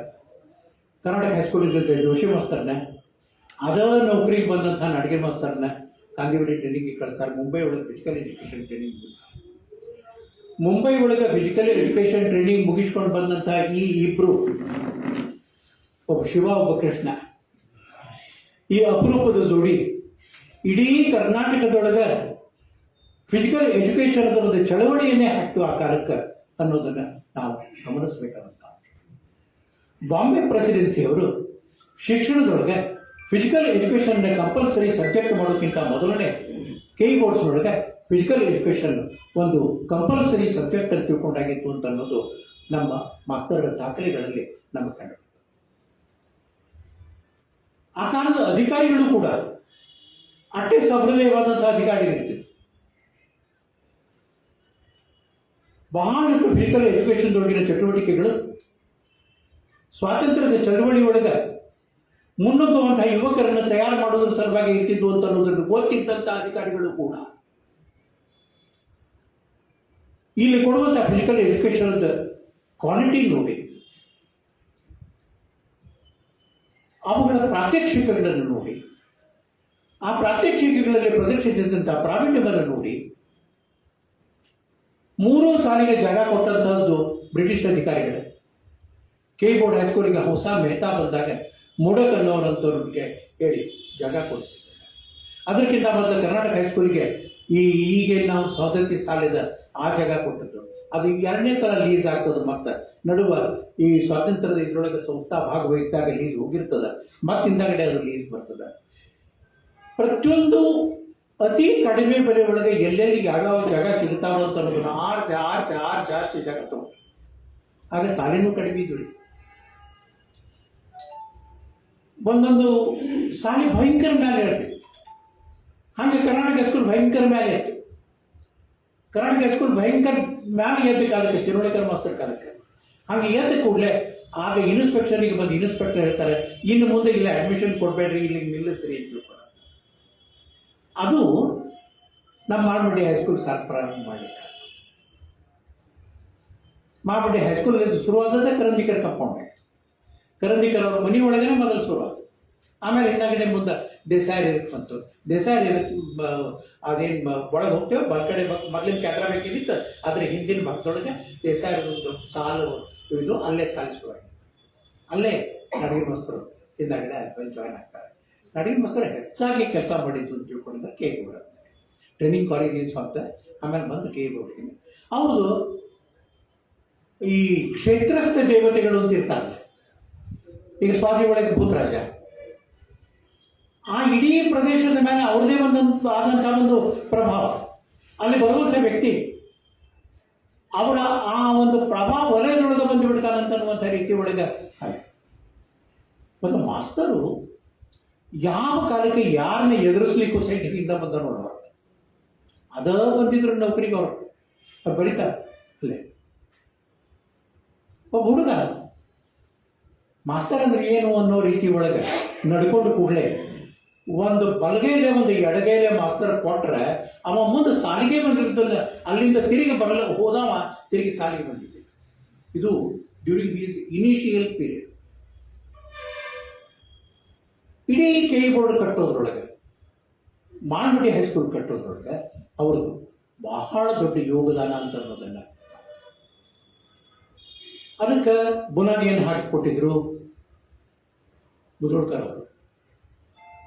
ಮುಧೋಳ್ಕರ್ ಅವರು 55ರೊಳಗೆ ಮಾಸ್ತರ್ಗೆ ಹೆಡ್ ಮಾಸ್ತರ್ಗೆ ಬಿಟ್ಟು ನಾ ಇನ್ನು ಖಾದಿ ಗ್ರಾಮೋದ್ಯೋಗದ ಕೆಲಸದ ಕಡೆ ಹೋಗ್ತೀನಿ ಮುಂಬೈಗೆ, ಇನ್ನು ನೀವು ಇದರ ಅಧಿಕಾರವನ್ನು ಸ್ವೀಕಾರ ಮಾಡಿರಿ ಅಂತ ತಿಳ್ಕೊಂಡು ಮಾಸ್ತರ್ಗೆ 1955 ಕೊಟ್ಟರು. ಅವತ್ತಿನ ದಿವಸ ತೆರಗಾಂವ್ಕರ್ ಮಾಸ್ತರಿಗೆ ಹೇಳಿದ ಮಾತುಗಳನ್ನು ಮಾಸ್ತರ್ ಒಂದೊಂದು ತಮ್ಮ ಆತ್ಮಚರಿತ್ರೆ ಒಳಗೆ ಬರೆದಿಟ್ಟ. ಹಿಂದಿನವರು ಮಾಡಿದ ತಪ್ಪುಗಳನ್ನು ನೀವು ಮಾಡಬೇಡ್ರಿ ಅಂತ ತೆರಗಾಂವ್ಕರ್ ಹೇಳಿದ.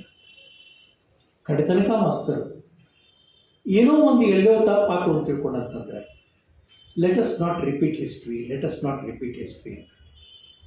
And he never allowed to repeat the history in his whole life time. ಅವರಿಗೆ ಟ್ರೈನಿಂಗ್ ಕಾಲೇಜ್ ಮುಚ್ಚಿದ್ದಕ್ಕೂ ಬಹಳ ದುಃಖ ಆಗಿತ್ತು. ಮಾಸ್ತರಿಗೆ ಟ್ರೈನಿಂಗ್ ಕಾಲೇಜ್ ಮುಟ್ಟಿದ್ದಕ್ಕೂ ಬಹಳ ದುಃಖ ಆಗಿತ್ತು.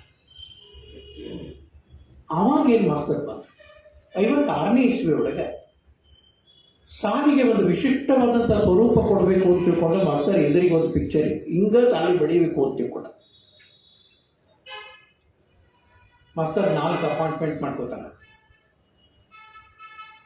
ಕೀಬೋರ್ಡಿನ ಅಪಾಯಿಂಟ್ಮೆಂಟ್ನೊಳಗೆ ಆ ಕಾಲದೊಳಗೆ ಅಪಾಯಿಂಟ್ಮೆಂಟ್ ಆಗೋರು ಅಂದರೆ ಒಂದೊಂದು ವ್ಯಕ್ತಿ ಅಪಾಯಿಂಟ್ಮೆಂಟ್ ಆದರೆ ಆ ಮನಿ ನಿಲ್ಲಬೇಕು ಅನ್ನೋದ್ರ ಸಲುವಾಗಿ ಅಪಾಯಿಂಟ್ಮೆಂಟು ಮತ್ತು ಆ ವ್ಯಕ್ತಿ ಒಳಗೆ ಆ ಶಕ್ತಿ ಅದ ಅನ್ನುವಂಥದ್ದನ್ನು ಎರಡೇ ನೋಡ್ತಿದ್ರು. ಒಂದು, ನಾನು ಆರಿಸಿಕೊಂಡಂಥ ವ್ಯಕ್ತಿ ಈ ವೃತ್ತಿಗೆ ಸರಿ ಹೊಂದುತ್ತಾನೋ ಇಲ್ಲೋ ಅನ್ನೋದು ಒಂದು. ಎರಡನೇದು, ಈ ವ್ಯಕ್ತಿಗೆ ನೌಕರಿ ಕೊಡೋದ್ರಿಂದ ಈ ಸಂಸಾರ ನಿಲ್ಲುತ್ತದ ಅಂತಂದ್ರೆ. ಆ ಕಾಲಕ್ಕೆ 4 ಮಂದಿ ಅಪಾಯಿಂಟ್ಮೆಂಟ್ ಆದವು. ಒಬ್ರು ಇನ್ನೂ ಜೀವಂತಿದ್ದಾರೆ. ಹೈದರಾಬಾದೊಳಗೆ 94 ವರ್ಷದ ಹೆಣ್ಮಗಳು ಹಿಂದಿ ಟೀಚರ್ ಇನ್ನೂ ಜೀವಂತಿದ್ದಾರೆ. ಮಾತು ಎತ್ತಿದ್ರೆ ಮಾಸ್ತರ್ನ ನೆನೆಸ್ಲಾರ್ದ ಅನ್ನದ ಅಗಳು ಬಾಯಾಗ ಹಾಕುವುದಿಲ್ಲ ಆ ಹೆಣ್ಮಗಳು. ಅಂತ ಹೆಣ್ಮಗಳಿಗೆ 94 ವರ್ಷ ಹೈದರಾಬಾದ್ ಹಿಂದಿ ಟೀಚರ್. ಆ ಒಂದು ಹೆಣ್ಮಗಳಿಗೆ ನೌಕರಿ ಕೊಟ್ಟಿದ್ದಕ್ಕೆ ಆ ಇಡೀ ಮನೆತನ ಮುಂದೆ ಬಂತು. ಅದೇ ಕಾಲಕ್ಕೆ ಬಿ ಜಿ ಕುಲಕರ್ಣಿ ಮಾಸ್ತರ್ ಬಂದರು.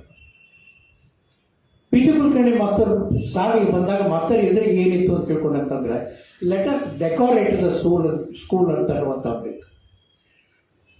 ಚಂದ ಕಾಣಿಸ್ಬೇಕು, ಸಾಲಿಗೆ ಒಳಗೆ ಬಂದರೆ ಒಳಗೆ ಬರಬೇಕು ಅಂತ ಅನ್ಸಿರ್ಬೇಕಂತ ತಿಳ್ಕೊಂಡಿದ್ರೆ. ಆಗ ಈಗಿನ ಹಂಗೆ ಇಷ್ಟ ಫೀ ಕೊಟ್ಟರೆ ಒಳಗೆ ಕೊಡ್ಕೋತೀವಿ ಅಂತ ಅನ್ನುವಂಥ ದಿವಸ ಇದ್ದಿದ್ದಿಲ್ಲ.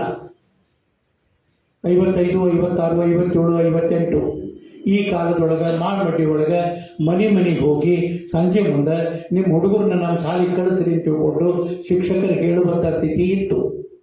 ಅಂಥ ಸ್ಥಿತಿ ಒಳಗೆ ಶಾಲೆಗೆ ಆಮೇಲೆ ಬರ್ಬರ್ತಾ ಏನೇ ಬಿಡ್ತು ಅಂತಂದರೆ ಆ ಶಾಲೆಯ ವಾತಾವರಣ ಏನು ಬದಲಿ ಆಗಬೇಕತ್ತಲ್ಲ. ಡೆಕೋರೇಟಿಂಗ್ ದ ಸ್ಕೂಲ್ ಅಂದ್ರೇನು? ಆ ಒಳಗೆ ಬರೀ ಅತ್ಲಾಗಿನ 5 ಕ್ಲಾಸ್ ಇತ್ತು. ಆಮೇಲೆ ನಡುವ ಒಂದು ಹಾಲ್ ಈಗಿನ ಕಟ್ಟೆಯೋದ್ರ ಜಾಗ ಖಾಲಿ ಇತ್ತು. ಇತ್ಲಾಗ 4 ಕ್ಲಾಸಸ್ ಇತ್ತು. ಸೈನ್ಸ್ ಹಾಲ್ ಇದ್ದಿದ್ದಿಲ್ಲ, ಇತ್ಲಾಗಿನ ಎಲ್ ಶೇಪ್ದ ಬಿಲ್ಡಿಂಗ್ ಇದ್ದಿದ್ದಿಲ್ಲ. ಅಲ್ಲೇ ಬೀಜ ಕುಲಕರ್ಣಿ ಮಾಸ್ತರು ಆರ್ಸಿ ಬೇರೆ ಕನ್ನಡದ ಸಾಹಿತ್ಯದೊಳಗಿನ ಅತ್ಯಂತ ಸುಂದರವಾದಂತಹ ಉಕ್ತಿಗಳನ್ನು ಆರಿಸಿ ಕೊಡಬೇಕು. ಅವುಗಳನ್ನು ಅವರು ಬಾಗಿಲದ ಮೇಲೆ ಬೆಳಿಬೇಕು. ರಸವಿಜನನ, ವಿರಸ ಮರಣ, ಸಮರಸವೇ ಜೀವನ ಒಂದು ಕ್ಲಾಸಿನ ಬಾಗಿಲದ ಮೇಲೆ ಬರಬೇಕು. ಆ ನಡುವೆ ಬೇಂದ್ರೆ ಫೋಟೋ ಇತ್ತು. ಅದನ್ನ ಮಾಸ್ತರ್ ಕೆಳಗೆ ನಿಂತು ಹೇಳಲಿಕ್ಕೆ ಹತ್ತಾರ. ಬಿಜಿ ಮಾಸ್ತರ್ ಒಂದು ದೊಡ್ಡ ಸ್ಟೂಲ್ ಇಟ್ಕೊಂಡು ಮೇಲೆ ಬರೀಲಿಕ್ಕೆ ಹತ್ತಾರ. 58ನೇ ಇಸ್ವಿ. ಆ ಸಾಲಿಗೆ ನಾನು ಸಾಲಿ ನೋಡ್ಕೊಂಬರೋಣ ಅಂತ ತಿಳ್ಕೊಂಡು ಬಂದೆ. ನಮ್ದೆಲ್ಲ ಮಹಾರಾಷ್ಟ್ರದೊಳಗೆ ಘಾಟ್ ಹುಡುಗರೊಳಗೆ ಪರಿಗಣನ ಆಗಿ ನಾವಿನ್ನು ಕನ್ನಡ ಕಲಿಬೇಕು ಅಂದ್ರೆ ಎಲ್ಲರೇ ಕನ್ನಡದ ಜಾಗಕ್ಕೆ ಹೋಗ್ಬೇಕು ಅಂತ ತಿಳ್ಕೊಂಡು ಅಣ್ಣಪ್ಪ ಕಡಲೆ ಹೈಸ್ಕೂಲ್ನಿಂದ ಧಾರವಾಡಕ್ಕೆ ಬರ್ಬೇಕು. ಜೀವಿತದ ಪ್ರತಿಯೊಂದು ಕ್ಷಣವನ್ನು ಕೂಡ ಕೈ ಬೋರ್ಡಿನ ಸಂಸ್ಥಾದ ಸಲುವಾಗಿಯೇ ಮುಡುಪಿಟ್ಟಿದ್ದರು. ಸ್ವಂತದ್ದು ಅನ್ನೋದು ಯಾವ ವಿಚಾರನೂ ಅವರ ತಲೆಗಳಿಗೆ ಎಂದೂ ಬರಲಿಲ್ಲ. ಅವನ ತಲೆಗೆ ಏನೋ ಒಂದು ವಿಚಾರ ಬಂದದ್ದು ಹೊಸ ಬಂದದ್ದು ಅಂತ ತಿಳ್ಕೋಬೇಕು. ಎಕ್ಸಿಬಿಷನ್ಸ್ 56-57ನೇ ಇಸ್ವಿ ಒಳಗೆ ಕ್ಲಾಸ್ ರೂಮ್ ಎಕ್ಸಿಬಿಷನ್ ಸ್ಟಾರ್ಟ್ ಮಾಡಿ 59ರಿಂದ ಅದಕ್ಕೊಂದು ಸ್ವರೂಪ ಬಂತು. 76ರ ತನಕ ಕೈ ಬೋರ್ಡ್ ಹೈಸ್ಕೂಲು ಅನ್ನೋದು ಆಗಸ್ಟ್ 15 ಅಂದರೆ ಕೈ ಬೋರ್ಡ್ ಹೈಸ್ಕೂಲಿಗೆ ಹೋಗಬೇಕು ಅನ್ನುವಂತಹ ಒಂದು ವಾತಾವರಣ ಮಾಡಿಬಿಟ್ಟು ಒಳಗೆ ನಿರ್ಮಾಣ ಆಯಿತು. ಅದರ ಪರಿಣಾಮದಿಂದ ಏನಾಯ್ತು ಅಂತ ತಿಳ್ಕೊಂಡ್ರೆ ಮುಂದೆ ನಾವು ಹುಡುಗರನ್ನ ಹುಡುಕೊಂಡು ಹೋಗುವಂಥ ಸಂದರ್ಭ ಬರಲಿ. ಆಗ ಹುಡುಗರು ಶಾಲೆಗೆ ಬರ್ಲಿಕ್ಕೆ ಹತ್ತಿದ್ದು ಯಾವ ಹುಡುಗರನ್ನ ನಾವು ಆರಿಸಿಕೋಬೇಕು ಅನ್ನುವಂಥ ಸ್ವಾತಂತ್ರ್ಯ ನಮಗೆ ಸಿಗಲಿಕ್ಕೆ ಹಾಗೆ ಎಂತೆಂಥವ್ರು ಚೀಟಿ ತೊಗೊಂಡು ಬಂದಿರ್ತಿದ್ರು ಅಡ್ಮಿಷನ್ ಕೊಡ್ರಿ ಅಂತ ತಿಳ್ಕೊಂಡು. ಈಗೆಲ್ಲ ಮಂದಿ ಈ ಸಾಮಾಜಿಕ ನ್ಯಾಯ ಅದು ಇದು ಅಂತ ಮಾತಾಡ್ತಾರೆ. ರೊಕ್ಕದೊಳಗಿತ್ತು ಸಾಮಾಜಿಕ ನ್ಯಾಯ. ಅವಕ್ಕೆ ಗೌರವ ಅಂತ ತಿಳ್ಕೊಂಡು ಹೆಣ್ಮಗಳು ಹಾಲು ಮಾರಕ್ಕೆ ಮಾಸ್ತರ್ ಹಿಂದಿನ ಮನೆಯೊಳಗೆ ಎತ್ತಿದ್ರು, ಭಾಗದಲ್ಲಿ ಬಂದು ಕೂತಿದ್ರು. ಮುಂಜಾನೆ 8 ಗಂಟೆಗೆ ಹಾಲು ಕೊಟ್ಮೇಲೆ ತಿರುಗಿ ಹೋಗಲಿಲ್ಲ, ಕೂತಬಿಟ್ಟಿದ್ದಾರೆ. ಯಾಕ ಏನು ಅಂತ ಕೇಳಿದ್ರು.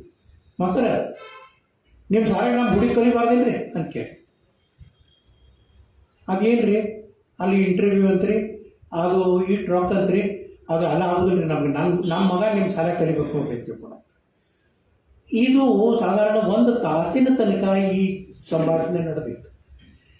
ಅವ KEB ಒಳಗೆ ಒಂದು ಉತ್ತಮವಾದಂಥ ಮಿಚಿಗನ್ ಕಂಪೌಂಡಿಗೆ ಇರ್ತಿದ್ದ. ಅವನ ಜೀವನ ಕಟ್ಟಿಕೊಟ್ಟಿದ್ದಾನೆ ಆ ತಾಯಿ. ಅದು ಸಾಮಾಜಿಕ ನ್ಯಾಯನ. ಅಲ್ಲಿ ಯಾವ ಡೊನೇಷನ್ ಇಲ್ಲ, ಯಾವ ಇದು ಇಲ್ಲ. ಗೌರವ ನಿನ್ನ ಮಗನ ಕಳಿಸು, ಅಡ್ಮಿಷನ್ ಮಾಡ್ತೇನೆ ತಿಳ್ಕೊಂಡು ಕೇಳಿದ್ರಲ್ಲ ಆಗುತ್ತೆ. ಹಿಂಗೆ ಎಷ್ಟೋ ಮಂದಿ ಬಂದು ಅಡ್ಮಿಷನ್ ಬಂದು ಹಳ್ಳಿಯಿಂದ ಬರೋದು. ಅದು ಹಳ್ಳಿಯಿಂದ ಬೇರೆ ಕಡೆಯಿಂದ ಬಂದೇನಿತ್ತಲ್ಲ, ಅದಕ್ಕೆ ಮಾಸ್ತರ್ ಮನಿ ಅದೊಂದು ಆಶ್ರಯ ಸ್ಥಾನ ಆಗಿತ್ತು. ಅದರೊಳಗೆ ಹದ್ಲಿ ಬಿರಿಣ ಅಂತ ತಿಳ್ಕೊಂಡು ಇಟ್ಕೊಂಡಿದ್ವಿ. ಅವ್ರಿಗೆಲ್ಲರಿಗೂ ಸಾಲಿ ಅಂದ್ರೆ ಒಂದು ಮನೆತನ ಅನ್ನುವಂಥದ್ದು ರೀತಿ ಒಳಗೆ ಬೆಳೆದು ಬಂದಿತ್ತು. ಹಿಂಗೆ ನಾನು ಹೇಳ್ಕೊತ ಹೋದೆ ಅಂತ ತಿಳ್ಕೊಂಡ್ರೆ ಎಷ್ಟೊಂದು ತನಕ ನಾನು ಮಾತಾಡಿದ್ರು ಸಹಿತ ಅದು ನಮ್ಮ ಲಾಜಿಕಲ್ ಆಗಿ ಬರ್ಕೊಂಡು ಬಂದದ್ದು 10 ಪುಟ ಇತ್ತು. ಆದರೆ ಆ 10 ಪುಟ ನಿಮ್ಮೆದುರಿಗೆ ನಾನು ಲಾಜಿಕಲ್ ಆಗಿ ಹೇಳಿಲ್ಲ. ಯಾಕಂದ್ರೆ ಬಹಳ ಮಂದಿ ಮಾಸ್ತರ್ ಮನೆಯೊಳಗೂ ಗೊತ್ತಿದ್ದವ್ರು ಇರೋದ್ರಿಂದ ಒಂದೊಂದು ಹೇಳ್ಕೊತ ಹೋಗೋದು ಬೇಡ. ಈ ಇಸ್ವಿ ಒಳಗೆ ಇದಾತು, ಈ ಇಸ್ವಿ ಒಳಗೆ ಇದಾತು, ಈ ಕ್ರೊನಾಲಜಿಕಲ್ ಆರ್ಡರ್ನೊಳಗೆ ಬೇಡ ಅಂತ ತಿಳ್ಕೊಂಡ.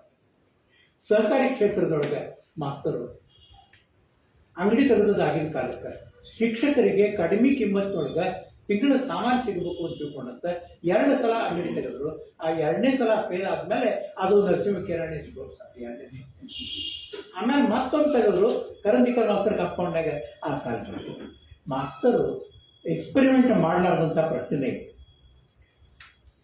ಮಾಸ್ತರ್ ಅಧಿಕಾರ ತಗೊಂಡಾಗ ಮಾಸ್ತರ್ ಎದುರಿಗೆ ಏನಿತ್ತು ಅಂತ ತಿಳ್ಕೊಂಡ್ರೆ ವಿದ್ಯಾರ್ಥಿಗಳ ಸಂಖ್ಯೆ ಹೆಚ್ಚೋದು, ಕಟ್ಟಡ ಮತ್ತು ಕಲಿಸ್ಲಿಕ್ಕೆ ಬೇಕಾಗಿದ್ದಂಥ ಸಲಕರಣೆಗಳನ್ನು ಕೂಡಿ ಹಾಕೋದು. 3ನೇದು ಬಹಳ ಮಹತ್ವದ್ದು ಅಂದರೆ ಶಿಕ್ಷಕರು ದೈನಂದಿನ ಕಾರ್ಯಕ್ರಮ ಬಲ್ಲದೆ ಹೆಚ್ಚಿನ ವಿಶೇಷ ವರ್ಗಗಳನ್ನು ತೆಗೆದುಕೊಳ್ಳುವ ಸಿದ್ಧತೆಯನ್ನು ಮಾನಸಿಕವಾಗಿ ಮಾಡಿಕೊಳ್ಳುವಂತೆ ಅವರನ್ನು ತಯಾರು ಮಾಡಿ ಪ್ರತಿಯೊಂದರೊಳಗೂ ಎಷ್ಟು ಸಣ್ಣ ಒಂದು ವಿಷಯ ಇದ್ರೂ ಸಹಿತ ಅದನ್ನೊಂದು ಆಕರ್ಷಕವಾಗಿ ವೈಶಿಷ್ಟ್ಯಪೂರ್ಣವಾಗಿ ರೂಪಿಸುವುದು ಮಾಸ್ತರ್ದ.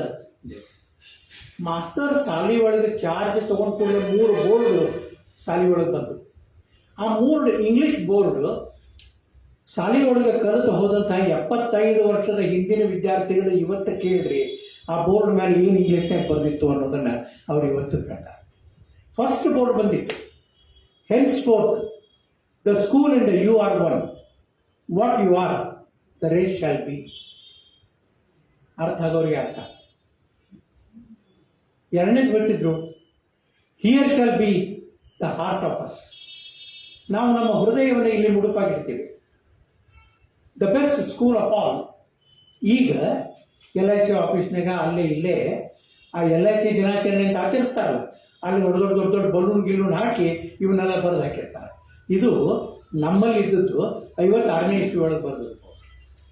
ಆ ಕಾಲದೊಳಗನೆ ಬಂದಿತ್ತು.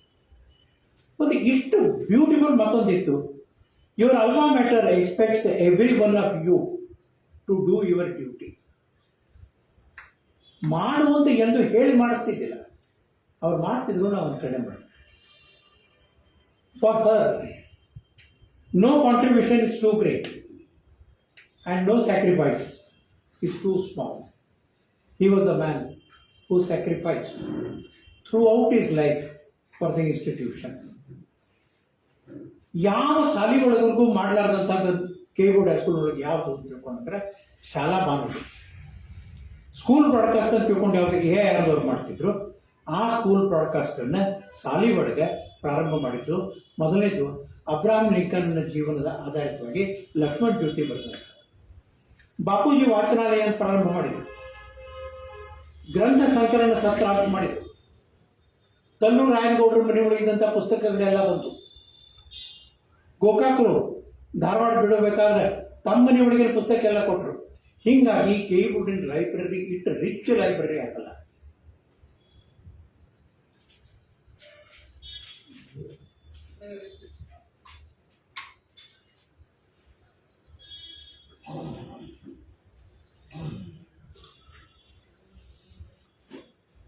ಮುಗಿಸ್ತೀನಿ, ಇನ್ನು 5 ನಿಮಿಷ ಮುಗಿಸ್ತೀನಿ.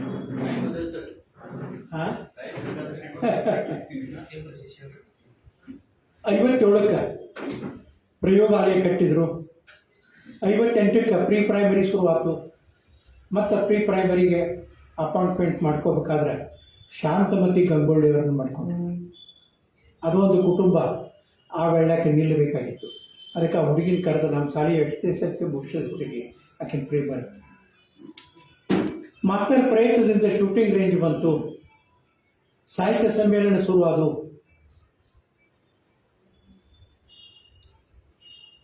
ಇಂಗ್ಲಿಷ್ ಮೀಡಿಯಂಗೆ ಲಕ್ಷಾಂಗಟ್ಟಲೆ ರೊಕ್ಕ ಕೊಟ್ಟು ಪರ್ಮಿಷನಿಗೆ ಪಾಳಿ ಹಚ್ಚಬೇಕಾಗ್ತಿತ್ತು. 1961ಕ್ಕೆ ಸುಬ್ರಾವ್ ಅನ್ನೋ ಅಧಿಕಾರಿ ನಮ್ಮನ್ನು ಕರೆದು ಇಂಗ್ಲಿಷ್ ಮೀಡಿಯಂ ಕೊಟ್ಟರು. ಮುಂದೆ ಕೋಠಾರಿ ಕಮಿಷನ್ ರಿಪೋರ್ಟಿಗೆ ಮಾಸ್ತರ್ ಬರ್ತಾರೆ.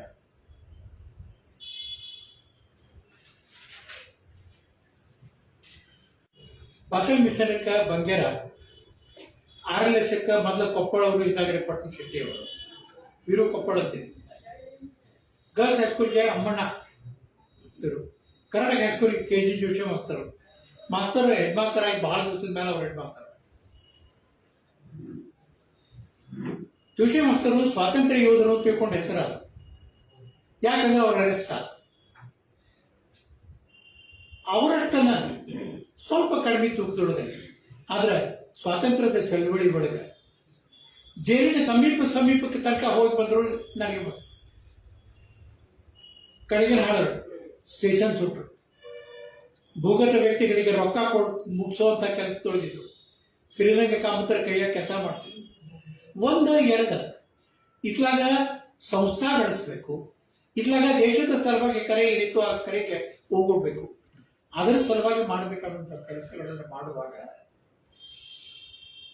ಮನೆಯೊಳಗೆ ಮೊದಲನೇ ಮಗು ಹುಟ್ಟಿತು. ಆ ಮೊದಲನೇ ಮಗು ಹುಟ್ಟಿದ ಕಾಲಕ್ಕೆ ಮಾಸ್ತರಿಗೆ ಹೋಗಿ ಸಮೀಪದೊಳಗಿದ್ರು ಕೂಡ ಮಗು ಹುಟ್ಟಿದಾಗ ತಾಯಿ ಅವ್ರ ಮಿಸಸ್ಸನ್ನು ಭೇಟಾಗಲಿಕ್ಕೆ ಆಗಲಿಲ್ಲ ಅಂತ ಅನ್ನೋದನ್ನು ಯಾವುದು ಬೇದ್ರೆ ಮಾಸ್ತರು ನೀ ಹಿಂಗೆ ನೋಡಬೇಡ ನನ್ನ ಅಂತಂತಾರೆ. ಅದ ಮಾತು ಮಾಸ್ತರು ಮತ್ತು ಕಾಕನ ನಡುವೆ ಕೂಡ ಮಾಸ್ತರು ಬಿಟಿ ಮಾಡಿ ಬೆಂಗಳೂರು ಅಲ್ಲಿ ಹೋಗಿ ಮೊದಲನೇ ಹುಡುಗಿ ಹೋದ್ಮೇಲೆ ಭೇಟಾಗಿತ್ತು.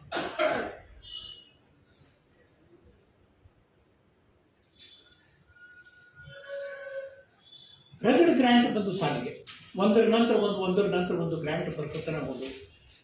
ಎಲ್ಲ ಗ್ರ್ಯಾಂಟಿನ ವ್ಯಾಲ್ಯೂ ಈ 4 ಮಂದಿ ಹೆಡ್ ಮಾಸ್ತರ್ ಲಕ್ಷ್ಯ ಇರ್ತಿತ್ತು. ಟೆಕ್ಸ್ಟ್ ಬುಕ್ಕಲ್ ಮೇಲೆ ಲಕ್ಷ್ಯ ಇರ್ತಿತ್ತು. ಸ್ಪಷ್ಟ ಮಾತಾಡಿದ್ದನ್ನು ಯಾರು ತಪ್ಪು ತಿಳ್ಕೊತಿದ್ದಿಲ್ಲ. ಆಗ ಕನ್ನಡದ ಪಠ್ಯದೊಳಗೆ ಏನೇನು ಆ್ಯಡ್ ಮಾಡಬೇಕು ಅಂತ ಅನ್ನೋದ್ರೊಳಗೆ ಮಾಸ್ತರ್ ಏನು ಅಭಿಪ್ರಾಯ ವ್ಯಕ್ತ ಮಾಡಿದರು ಅದನ್ನು ವೀರು ಕೊಪ್ಪಳವರು ಎಂಡಾರ್ಸ್ ಮಾಡಿದರು. ಅದನ್ನು ಮಾಡಿದ್ದಕ್ಕೆ 2 ಚಾಪ್ಟರನ್ನು ಡಿಲೀಟ್ ಮಾಡಿದ್ದನ್ನು ಮಾಸ್ತರ್ ತಮ್ಮ ಮತ್ತು ಇವರು 4 ಮಂದಿ ಆಗೇನು ಟೆಲಿಫೋನ್ ಇದ್ದಿದ್ದಿಲ್ಲ, ಅಂದ್ರೆ ಹಿಂದಾಗಡೆ ಬಂದು ಕರೆ, ಆದ್ರೆ ಆಗಿನ ಕಾಲಕ್ಕೆ ಆ ಮೊಬೈಲ್ ಇದ್ದಿದ್ದಿಲ್ಲ. ಇಡೀ ಶಿಕ್ಷಣ ಕ್ಷೇತ್ರದೊಳಗೆ ಏನಾಗ್ತದ ಅಂತ ಅನ್ನೋದನ್ನ 1 ಅಥವಾ 2 ತಿಂಗಳೊಳಗಿನ ಆದಿತ್ಯವಾರ ಒಂದೊಂದು ತಾಸು ಈ ಎಲ್ಲ ಹೆಡ್ ಮಾಸ್ಟರ್ಸ್ ಒಂದು ಕಡೆ ಕೂತ್ಕೊಂಡು ವಿಚಾರ ಮಾಡ್ತಿದ್ರು. ಒಬ್ಬರ ಬಗ್ಗೆ ಒಂದು ಸಾಲಿಯಿಂದ ಇನ್ನೊಂದು ಸಾಲಿಗೆ ಹುಡುಗ ಬರ್ತಾನೆ ಅಂತ ತಿಳ್ಕೊಂಡಂತಂದ್ರೆ ಆ ಸಾಲಿ ಯಾಕೆ ಬಿಟ್ಟು ಬಂದು ಅಂತ ಅನ್ನೋದನ್ನು ಮೊದಲ ಹೆಡ್ ಮಾಸ್ಟರ್ಗೆ ಎಕ್ಸ್ಪ್ಲೇನ್ ಮಾಡಬೇಕಾಗ್ತಿತ್ತು. ಅವರು ಇವರ ಪರ್ಮಿಷನ್ ಇರಲಾರ್ದ ಆ ಹುಡುಗನ ತಮ್ಮ ಶಾಲೆ ಒಳಗೆ ಅಡ್ಮಿಟ್ ಮಾಡ್ಕೊತಿದ್ದಿಲ್ಲ. This was the moral of those days. ಆ ಮೆಂಟಲ್ ಗ್ರಿಟ್ ಇರ್ತಿತ್ತಂಗ ಆ ಹೆಡ್ ಮಾಸ್ಟರ್ಸ್ ವಿದ್ಯಾಲಯದಿಂದ ಕೆ ಬೋರ್ಡಿಗೆ ಬರ್ಬೇಕಾದ್ರೆ ಮುಜುಮ್ದಾರ್ ಮಾಸ್ತರ್ ಬಿಟ್ಟು ಕೊಡ್ತಿದ್ರು, ನನಗೆ ಮಾಸ್ತರ್ ತಗೋತಿದ್ದೇನೆ. ಹಿಂಗೆ ಒಂದು 2 ಇದ್ರೊಳಗೆ ಏವಿಯೇಷನ್ ಡೇ ಅಂತ ತಿಳ್ಕೊಂಡು ಆ ಎಕ್ಸಿಬಿಷನ್ದೊಳಗೆ ಏವಿಯೇಷನ್ ಡೇ ಅಂತ ಮಾಡಿದ್ವಿ. ಆ ಮಾಡಿದ್ರ ಪರಿಣಾಮದಿಂದ ಸೆಂಟ್ರಲ್ ಗೌರ್ಮೆಂಟದ್ದು ನಮಗೆ ಶೂಟಿಂಗ್ ರೇಂಜ್ ಕಟ್ಟಲಿಕ್ಕೆ ಇಡೀ ಕರ್ನಾಟಕದೊಳಗೆ ಶೂಟಿಂಗ್ ರೇಂಜ್ ಆ ಕಾಲಕ್ಕೆ ಇದ್ದದ್ದು ನಮ್ಮ ಶಾಲೆ ಒಳಗೆ ಒಂದಾಗಿದೆ. ಮತ್ತು 4 NCC ಆ ಕಾಲಕ್ಕೆ ಯಾವುದೇ ಶಾಲೆ ಒಳಗಿದ್ರೆ ನಮ್ಮ ಶಾಲೆ 1, 2 ಇದ್ದು, ಆದರೆ 4 ನೇವಿ, ಏರ್ವಿಂಗ್, ಇವು ಮತ್ತು ಆರ್ಮಿ ಇವೆಲ್ಲರೂ ಆ 4 ನಮ್ಮ ಶಾಲೆ ಒಳಗನೆ ಇತ್ತು. ಮತ್ತು ಶಾಲೆ ಸ್ಪೆಷಾಲಿಟಿ ಅಂತ ತಿಳ್ಕೊಂಡಂತಂದ್ರೆ ಮಾರಲ್ ಸೈನ್ಸ್. ಇವತ್ತೇನು ಹೇಳ್ತಾರೆ ನಾವು ಶಿಕ್ಷಣದೊಳಗೆ ನಾವು ಮೌಲ್ಯಗಳನ್ನು ಆಧಾರಿತವಾಗಿತ್ತು, ಆಗ ಮಾರಲ್ ಎಜುಕೇಷನ್ ಅಂತ ಅನ್ನೋದಿತ್ತು. ಆ ಮಾರಲ್ ಟೀಚಿಂಗದ್ದು ಕೂಡ. ಮತ್ತು ಶಾಲೆಗೆ ಆಗ ದೇಶ ಮಟ್ಟದೊಳಗೆ ರಾಷ್ಟ್ರೀಯ ಮಟ್ಟದೊಳಗೆ ಬಂದು ಪ್ರಶಸ್ತಿ ಅಂತ ತಿಳ್ಕೊಂಡ್ರೆ ಇವತ್ತೇನು ಸೌರ ಕುಕ್ಕರ್ ಅಂತ ತಿಳ್ಕೊಂಡು ಮಾರ್ಕೆಟಿಗೆ ಬಂದದ, ಅದನ್ನು ಫಸ್ಟ್ ಕೆ ಬೋರ್ಡ್ ಹೈಸ್ಕೂಲಿನ ಹುಡುಗರು ಮತ್ತು ಮಾಸ್ತರು ಕೂಡ ತಯಾರು ಮಾಡಿದ್ರು ಅನ್ನೋದು ಸೆಂಟ್ರಲ್ ಇನ್ಸ್ಟಿಟ್ಯೂಟ್ ಅದಕ್ಕೆ ಅವಾರ್ಡ್. ಈ ರೀತಿ ನಮ್ಮ ಶಾಲೆ ಒಳಗೆ ಆಡಿಟೋರಿಯಂ ಕಟ್ತೀವಿ, ಗೈಡೆನ್ಸ್. ಆಮೇಲೆ ಹಿಂದಾಗಡೆ ಬರ್ತಾ ಏನಾಯ್ತು ಅಂತ ತಿಳ್ಕೊಂಡಂತಾರೆ ಶಾಲೆ ಒಳಗೆ ಗೋಬರ್ ಗ್ಯಾಸನ್ನು ಉಪಯೋಗ ಮಾಡಿಕೊಂಡ್ರು. ಶಾಲೆ ಒಳಗೆ ಗೋಬರ್ ಗ್ಯಾಸ್ ಉಪಯೋಗ ಮಾಡ್ಕೋಬೇಕಂತ ತಿಳ್ಕೊಂಡಿರ್ತಾರೆ. ಸೈನ್ಸ್ ಹಾಲಿಗೆ ಎಲ್ಲರೂ ಗ್ಯಾಸ್ ಉಪಯೋಗ ಮಾಡ್ತಾರೆ ಅಲ್ಲಿ ಲ್ಯಾಬ್ರೇಟರಿಗೆ. ಇಲ್ಲೇ ಖಾದಿ ಗ್ರಾಮದಿಂದ ಬರುವಂಥ ಒಂದು ಗ್ರ್ಯಾಂಟ್ ತೊಗೊಂಡು ಬಂದು ಹಿಂದೆ ಒಬ್ಬ ಒಂದು ಕಡೆಯಿಂದ ಸಗಣಿ ತರಿಸಿ ಹಾಕಿಸಿ ಹಿಂದೆ ಅಲ್ಲಿ ದಿನ ಮುಂಜಾನೆ ತಂದು ಹಾಕ್ತಿದ್ದೆ ಸಗಣಿ ಬಂದು ನೀರು ಹಾಕ್ಬೇಕು, ಅಲ್ಲಿದೆ ಗ್ಯಾಸ್ ಉತ್ಪನ್ನ ಆದದ್ದನ್ನು ನಮ್ಮ ಲ್ಯಾಬ್ರೇಟರಿ ಒಳಗೆ ಉಪಯೋಗ ಮಾಡ್ಕೊತಿದ್ರು. This was the only unique school in those days which used gobar gas. ಎಲ್ಲಕ್ಕೂ ಮುಖ್ಯ ಅಂದರೆ ಮಾಸ್ತರ್ಗೆ ಒಬ್ಬ ಕೆಲಸಗಾರನ ಯಶಸ್ಸು ಯಾತ್ರೊಳಗೆ ಅಡಕಾಗ್ಯದ ಅನ್ನೋದು ಗೊತ್ತಿರ್ತಿತ್ತು. ಯಾವ ಕೆಲಸ ಮಾಡಬೇಕಾದ್ರೂ ಎಷ್ಟು ಹಣ ಬರ್ತದ ಅಂತ ಅನ್ನೋದ್ರ ಮೇಲೆ ಇರ್ತಿಲ್ಲ. ತಾವು ಒಬ್ಬರೇ ಬೆಳಿಬೇಕು ಅಂತಿದ್ದಿಲ್ಲ, ತಮ್ಮ ಜೊತೆಗಿರೋರು ಬೆಳಿಬೇಕು, ತಮಗಿಂತ ಮುಂದೆ ಹೋಗಬೇಕು ಅಂತ. ಮಾಸ್ತರ್ ಕೈಯಾಗಿನ ಶಿಷ್ಯಂದರು ಯಾವ್ಯಾವ ಮಟ್ಟಕ್ಕೆ ಮುಟ್ಟಿದ್ರು ಅನ್ನೋದನ್ನು ನೋಡಬೇಕು ಅಂದರೆ ನಮ್ಮ ಹಾಲ್ನೊಳಗೆ ಬೋರ್ಡ್ ಇದ್ದು, ಈಗೆಲ್ಲ ಯಾಕೆ ಹೋಗ್ಯಾವ ಗೊತ್ತಿಲ್ಲ ನನಗೆ. ಕೆ ಬೋರ್ಡ್ ಹೈಸ್ಕೂಲ್ನೊಳಗೆ ಯಾರ್ಯಾರು ಯಾವ್ಯಾವ ಡಿಪಾರ್ಟ್ಮೆಂಟ್ನೊಳಗೆ ಟಾಪರ್ಸ್ ಇದ್ದಾರೆ ಅಂತ ಅನ್ನೋದು ಏರ್ಫೋರ್ಸ್ನೊಳಗೆ, ಆರ್ಮಿ ಒಳಗೆ, ಫಾರೆಸ್ಟ್ನೊಳಗೆ, ಲಿಟ್ರೇಚರ್ನೊಳಗೆ ಮತ್ತು ಸೈನ್ಸ್ ಆ್ಯಂಡ್ ಇದ್ರೊಳಗೆ ಕಲ್ಚರ್ನೊಳಗೆ ಯಾರ್ಯಾರು ಇದ್ದಾರೆ ಅನ್ನೋದನ್ನು ಬೋರ್ಡ್ಸ್ ಇದ್ದು ರೋಲ್ ಆಫ್ ಆನರ್ ಅಂತ ತಿಳ್ಕೊಂಡಿರ್ತಾರೆ. ಆ ರೋಲ್ ಆಫ್ ಆನರ್ ಅದನ್ನು ನೋಡಿದ ಕೂಡಲೇ ಸಾರಿಗೆ ಇದು ನಮ್ಮದು ಅನ್ನುವಂಥ ಪಾಸ್ಪೋರ್ಟ್ಸ್ಗೆ ಏನು ಬರ್ತೀವಿ. ಒಂದು ಬೈಕ್ವಾಡ, ಒಂದು ಇಬ್ಬರು, ಅಷ್ಟೆಷ್ಟು ಹುಡುಗರು ಆಗಿನ ಕಾಲದಲ್ಲಿ. ಆ್ಯಂಡ್ ಅದೇ ಶಕ್ತಿ ಇತ್ತು ಸಾರಿಗೆ. ಆ ಶಕ್ತಿ ಏನಿತ್ತು, ಪಾಸ್ಪೋರ್ಟ್ ಶಕ್ತಿ ಏನಿತ್ತು, ಭಾಳ ದೊಡ್ಡ ಶಕ್ತಿ. ರಿಟೈರ್ ಆದರು, ಸತ್ಕಾರ ಮಾಡಿದರು, ಅವ್ರಿಗೆ ಒಂದಿಷ್ಟು ರೊಕ್ಕ ಕೊಡಿಸ್ಕೊಡ್ಬೇಕು ಅಂತ ತಿಳ್ಕೊಂಡಿದ್ದು. ಈ ಕೈಗೊಂಡಾಗ ಬಂದೈತ್ರಿ, ಮಾಸ್ತರ್ಗೆ ಡಿಫಿಕಲ್ಟಿ ಬಂದದ ಅಂದ್ರೆ ರೊಕ್ಕ ಕೊಡಿಸ್ಬೇಕು ಅನ್ನೋದ್ರ ಮೊದಲಿನ ಕಾಲದಿಂದ. ಆದರೆ ಯಾವ ಮಾಸ್ತರು ಅದನ್ನು ರೊಕ್ಕ ತಮಗೆ ಉಪಯೋಗ ಮಾಡ್ಕೊಂಡಿಲ್ಲ. ಜೋಶಿ ಮಾಸ್ತರ್ ಜೈಲಿಗೆ ಹೋಗಿ ಬಂದರು. ಜೋಶಿ ಮಾಸ್ತರ್ ಜೈಲಿಗೆ ಹೋಗಿ ಬಂದರು ಅಂತ ತಿಳ್ಕೊಂಡ್ರೆ ಅವ್ರ ಮನಿ ಮಾಡಲಿಕ್ಕೆ ಕೆಲವೊಂದು ಭಾಂಡಿ ಸಾಮಾನು ಗಿಮಾನು ತೊಗೋಬೇಕು ಅಂತ ತಿಳ್ಕೊಂಡು 800 ರೂಪಾಯಿ ಕಲೆಕ್ಟ್ ಮಾಡಿದ್ರು. 800 ರೂಪಾಯಿ ಕಲೆಕ್ಟ್ ಮಾಡಿ ಜೋಶಿ ಮಾಸ್ತರ್ಗೆ ಕೊಟ್ರೆ ಅವ್ರು ಬಡ ಬಡ ಸಾಲಿಗೆ ಅದ್ರ ಒಯ್ದು ತುಂಗಾ ಎಫಿಷಿಯನ್ಸಿ ಪ್ರೈಸ್ ಅಂತ ಇಟ್ಟರು.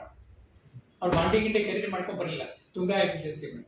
ಆಗ ಮಾಸ್ತರಿಗೂ ಆಗಿನ ಕಾಲಕ್ಕೂ ಹುಡುಗರು ಕಲೆಕ್ಟ್ ಮಾಡಿ ಅವರಿಗೆ ನ್ಯಾಷನಲ್ ಅವಾರ್ಡ್ ಬಂದ ಮೇಲೆ ಅವ್ರಿಗೆ ಸತ್ಕಾರ ಮಾಡಬಾರ್ದು. ಅದೇ ರೊಕ್ಕ ಇಟ್ಟು ಹಿಂದಾಗಡೆ ಗೈಡೆನ್ಸ್ ಯೂನಿಟ್ ಅಂತ ತಿಳ್ಕೊಂಡು ಸ್ಟಾರ್ಟ್ ಮಾಡಿದ್ರು. ಆ ಗೈಡೆನ್ಸ್ ಯೂನಿಟ್ ಒಳಗೆ ಬೇರೆ ಕಡೆ ಇರಲಾರ್ದ ಎಲ್ಲ ಮಹತ್ವದ್ದು ಏನಿತ್ತು ಅಂತಂದ್ರೆ ಸೈನ್ಸ್, ಮ್ಯಾಥ್, ಡಯಾಗ್ನೋಸ್ಟಿಕ್ ಟೆಸ್ಟ್, ಆಮೇಲೆ olympiad, mathematics, physics, chemistry, biology, ಇದರ ಒಲಿಂಪಿಯಾಡ್ಸ್. ಕನ್ನಡ ಭಾಷಾ ಜ್ಞಾನ ಬೆಳವಣಿಗೆ ಆಗಬೇಕು ಅಂತ ತಿಳ್ಕೊಂಡು ನಿಧಾನ ಪರೀಕ್ಷಾ ವಿಧಾನ ಮಾಡಿದ್ರು. ವಿಜ್ಞಾನದ ಅನ್ವೇಷಣೆ ಎಲ್ಲರಕ್ಕೂ ಎಲ್ಲೂ ಇರಲಾರ್ದ ಶಾಲೆ ಒಳಗೆ ಯಾವ್ದು ಇತ್ತು ಅಂದರೆ ಎಲ್ಲ ಕಡೆ ಹುಡುಗರು ಪ್ರಶ್ನೆ ಕೇಳಿದ್ದನ್ನ ಉತ್ತರ ಕೊಡೋದು ಪ್ರಶ್ನೆ ಅಲ್ಲ, ಬ್ರೈನ್ ಟ್ರಸ್ಟ್ ಅಂತ ಮಾಡ್ತಿದ್ರು. ನಾವು ಹುಡುಗರನ್ನ ಕ್ವಿಜ್ ಮಾಡೋದಕ್ಕಿಂತ ಹೀಗೆಲ್ಲ ಹುಡುಗರು ಕೂತಿರ್ತಿದ್ರು. ಅವರು ಕೇಳಿದ ಪ್ರಶ್ನೆಗಳಲ್ಲಿ ಶಿಕ್ಷಕರು ಉತ್ತರ ಕೊಡಬೇಕಾಗಿತ್ತು. ನಮಗೂ ಎಷ್ಟು ಅಲರ್ಟ್ನೆಸ್ ಬರಬೇಕು ಅಂತ ಅನ್ನೋದಕ್ಕೆ ಅದಿರ್ತಿತ್ತು. ಯಾರಾದ್ರೂ ಹಿಸ್ಟ್ರಿ ಒಳಗೆ ಕ್ವಶನ್ ಕೇಳಿದರೆ, ಜಾಗ್ರಫಿ ಒಳಗೆ ಕ್ವಶನ್ ಕೇಳಿದರೆ we should prepare to answer ಅಂತ. ಎಲ್ಲಕ್ಕಿಂತ ಮುಖ್ಯವಾಗಿ national talent search examination NCERT ಏನಾಯ್ತು, ಅದು ಬಹಳಷ್ಟು ಹುಡುಗರಿಗೆ ಮುಂದೆ ಶಿಷ್ಯವೃತ್ತಿಗಳನ್ನು ರೂಪಿಸಿಕೊಟ್ಟು ಆ ಶಿಷ್ಯವೃತ್ತಿಗಳ ಅದ ಯಾಕೆ ಶಾಲೆ ಒಳಗೆ ಚಿಂತಕರ ಚಾವಡಿ ಅಂತ ಮಾಡಿದ್ರು. ಮತ್ತು ಮಾಸ್ತರ್ ಬಗ್ಗೆ ಕಾಳಜಿ ಎಷ್ಟು ಇರ್ತಿತ್ತು ಮಾಸ್ತರ್ಗೆ ಅಂದರೆ, ನಮ್ಮಲ್ಲೊಬ್ಬ ಶಿಕ್ಷಕರಿಗೆ ಫಿಟ್ಸ್ ಬರ್ತಿತ್ತು. ಅದಕ್ಕೆ ಶಾಲೆ ಬಿಟ್ಟು ಹೋಗ್ರಿ ಅಂತ ಹೇಳಿಲ್ಲ. ಟೈಮ್ ಟೇಬಲ್ ತಯಾರು ಮಾಡೋ ಮುಂದೆ ಯಾವ್ಯಾವ ಕ್ಲಾಸಿಗೆ ಅವ್ರು ಹೋಗ್ತಾರೆ, ಆಯಾ ಕ್ಲಾಸ್ನಾಗಿನ ಬಾಜುಕಿನ ಕಪಾಟ್ನೊಳಗೆ ಫಿಟ್ಸ್ ಬಂದ ಕೂಡಲೇ ಏನು ಮಾಡಬೇಕು ಅಂತ ಅನ್ನೋದಕ್ಕೆ ಒಂದು ಕಿಟ್ಟು ಆಯಾ ಕಪಾಟ್ನೊಳಗೆ ರೆಡಿ ಇರ್ತಿತ್ತು. ಆ್ಯಂಡ್ ಕ್ಲಾಸ್ ಮಾನಿಟರ್ಗೆ ಅವ್ರಿಗೆ ಏನು, ಆ ಮಾಸ್ತರ್ಗೆ ಏನು ಮಾಡಬೇಕು ಅನ್ನೋದನ್ನು ಟ್ರೈನಿಂಗ್ ಕೊಟ್ಟಿರ್ತಿತ್ತು. ಕೊನೆಯವರೆಗೂ ಅವ್ರು ನಮ್ಮಲ್ಲಿದ್ದ ರಿಟೈರ್ ಆದರೂ ಹೊರತು ಅವ್ರಿಗೆ ಯಾರು ನೌಕರಿ ಇರಲಿಲ್ಲ. ಅದು ಮಾಸ್ತರ್ ಬಗ್ಗೆ ಮಾಸ್ತರ್ಗೆ ಇದ್ದಂಥ ಕಾಳಜಿ. ಮಾಸ್ತರ್ ಬರವಣಿಗೆ ಬಹಳಷ್ಟು ನಮಗೆ ಸಿಕ್ಕಿಲ್ಲ, ಬಹಳಷ್ಟು ಬರೆದ. ಆಗಿನ ಕಾಲಕ್ಕೆ ಅವರು ಬರೆದದ್ದು ಎಷ್ಟೋ ಇವನ್ನ ವ್ಯಕ್ತಿ ಚಿತ್ರಗಳು. ಹರ್ಡಿಕರ್ ಅವ್ರ ಮೇಲೆ ವ್ಯಕ್ತಿ ಚಿತ್ರ ಬರೆದಾರೆ, ಬುರ್ಲಿ ಬಿಂದುಮಾಧವ್ ಅವ್ರ ಬಗ್ಗೆ ವ್ಯಕ್ತಿ ಚಿತ್ರ ಬರೆದಾರೆ, NK ಮೇಲೆ ಬರೆದಾರೆ, ಕಪೂರ್ ಅವ್ರ ಬಗ್ಗೆ ಪ್ರೊಫೈಲ್ ಅಂತ ತಿಳ್ಕೊಂಡು ಬರೆದ್ರು. ಆರ್ಟ್ಸ್ ಕಾಲೇಜಿನ ಹಿನ್ನೋಟ ಮತ್ತು BM ಶ್ರೀ ಅವರ ಬಗ್ಗೆ ಬರೆದ್ರು. ನೆನಪಿನ ವಿಕ್ಟೋರಿಯಾ ಹೈಸ್ಕೂಲ್ ಅಂತ ತಿಳ್ಕೊಂಡು ಬರೆದ್ರು. RS Hukkerikar some facets of personality ಅಂತ ಬರೆದ್ರು. ವಿಕ್ಟೋರಿಯಾ ಹೈಸ್ಕೂಲ್ನಲ್ಲಿ ಬೇಂದ್ರೆ ಮಾಸ್ತರ್ ಅಂತ ಬರೆದ್ರು. ನಾಕಂಡ ರಾಯದ ಅಂತ ಬರೆದ್ರು. ಕಿಟ್ಟೂಜಿ ಮತ್ತು ನಾನು ಅಂತ ಒಂದು ಆರ್ಟಿಕಲ್ ಬರೆದ್ರು. ನೆನಪಿನ ಅಂಗಳದಲ್ಲಿ ಹನುಮಣ್ಣ ಅಂತ ಬರೆದ್ರು. ಮತ್ತು ಭೂತಾಸಿಂಗನ ಕರುಣ ಕಥೆ ಅಂತ ತಿಳ್ಕೊಂಡ್ರು. ಇವು ಬಂದ ಬೇರೆ ಆರ್ಟಿಕಲ್ಸ್. ಪುಸ್ತಕಗಳನ್ನು ಬರೆದದ್ದು ಸಿಕ್ಕಿಲ್ಲ. ಯಾರ್ದರ ಲೈಬ್ರರಿ ಒಳಗೆ ಎಲ್ಲರೂ ಇರಬೇಕವು ನೋಡ್ರಿ. ಭಾರತದ ಶಾಸನ ಪದ್ಧತಿ ಅಂತ ತಿಳ್ಕೊಂಡು 1946 ಭಾರತದ ಸಂವಿಧಾನದ ಕರಡು 1948 ಆ ಕರಡನ್ನು ಟ್ರಾನ್ಸ್ಲೇಟ್ ಮಾಡಿದರು. ಇಬ್ಬರು ಟ್ರಾನ್ಸ್ಲೇಟ್ ಮಾಡಿದರು. ಒಬ್ಬರು ಶ್ರೀಲಂಕರು, ಅದು ಸಂಯುಕ್ತ ಅರಬಕ್ಕೆ ಬಂತು. ಇನ್ನೊಂದು ನಡಗಿರ ಮಾತ್ರ ಟ್ರಾನ್ಸ್ಲೇಟ್ ಮಾಡಿದರು, ಅದು ಪ್ರಿಂಟ್ ಆಯಿತು. ಹಾಗೆ ಈ ರೀತಿಯಾಗಿ ಯಾರಿಗೆ ಸಾಧ್ಯ ಅಂದರೆ 90ನೇ ವಯಸ್ಸಿನೊಳಗೆ ಕಾನ್ಸ್ಟಿಟ್ಯೂಷನ್ ಮೇಲೆ ಇಂಥ ಒಂದು ಪುಸ್ತಕ ಬರೆದು ಪ್ರಿಂಟ್ ಮಾಡ್ತೀನಿ. This is a monument book which contains the articles of 1935 Act and its relevance on the fundamental rights of India. ಅದರ ಬಗ್ಗೆ ಇಂಥ ಪುಸ್ತಕ 90ನೇ ವಯಸ್ಸಿನೊಳಗೆ 2011 ನಾವು ಮಾಸ್ತರ್ನ ಕಳ್ಕೊಂಡ್ವಿ ಅಂತ ನಮಗನ್ನಿಸ್ತದೆ. ನಾವು ಯಾರೂ ಮಾಸ್ತರ್ನ ಕಳ್ಕೊಂಡಿಲ್ಲ. ಮಾಸ್ತರ್ ನಮ್ಮೊಳಗೆ ಸದಾಕಾಲ ಜೀವಂತವಾಗಿರ್ತಾರೆ ಅನ್ನೋದು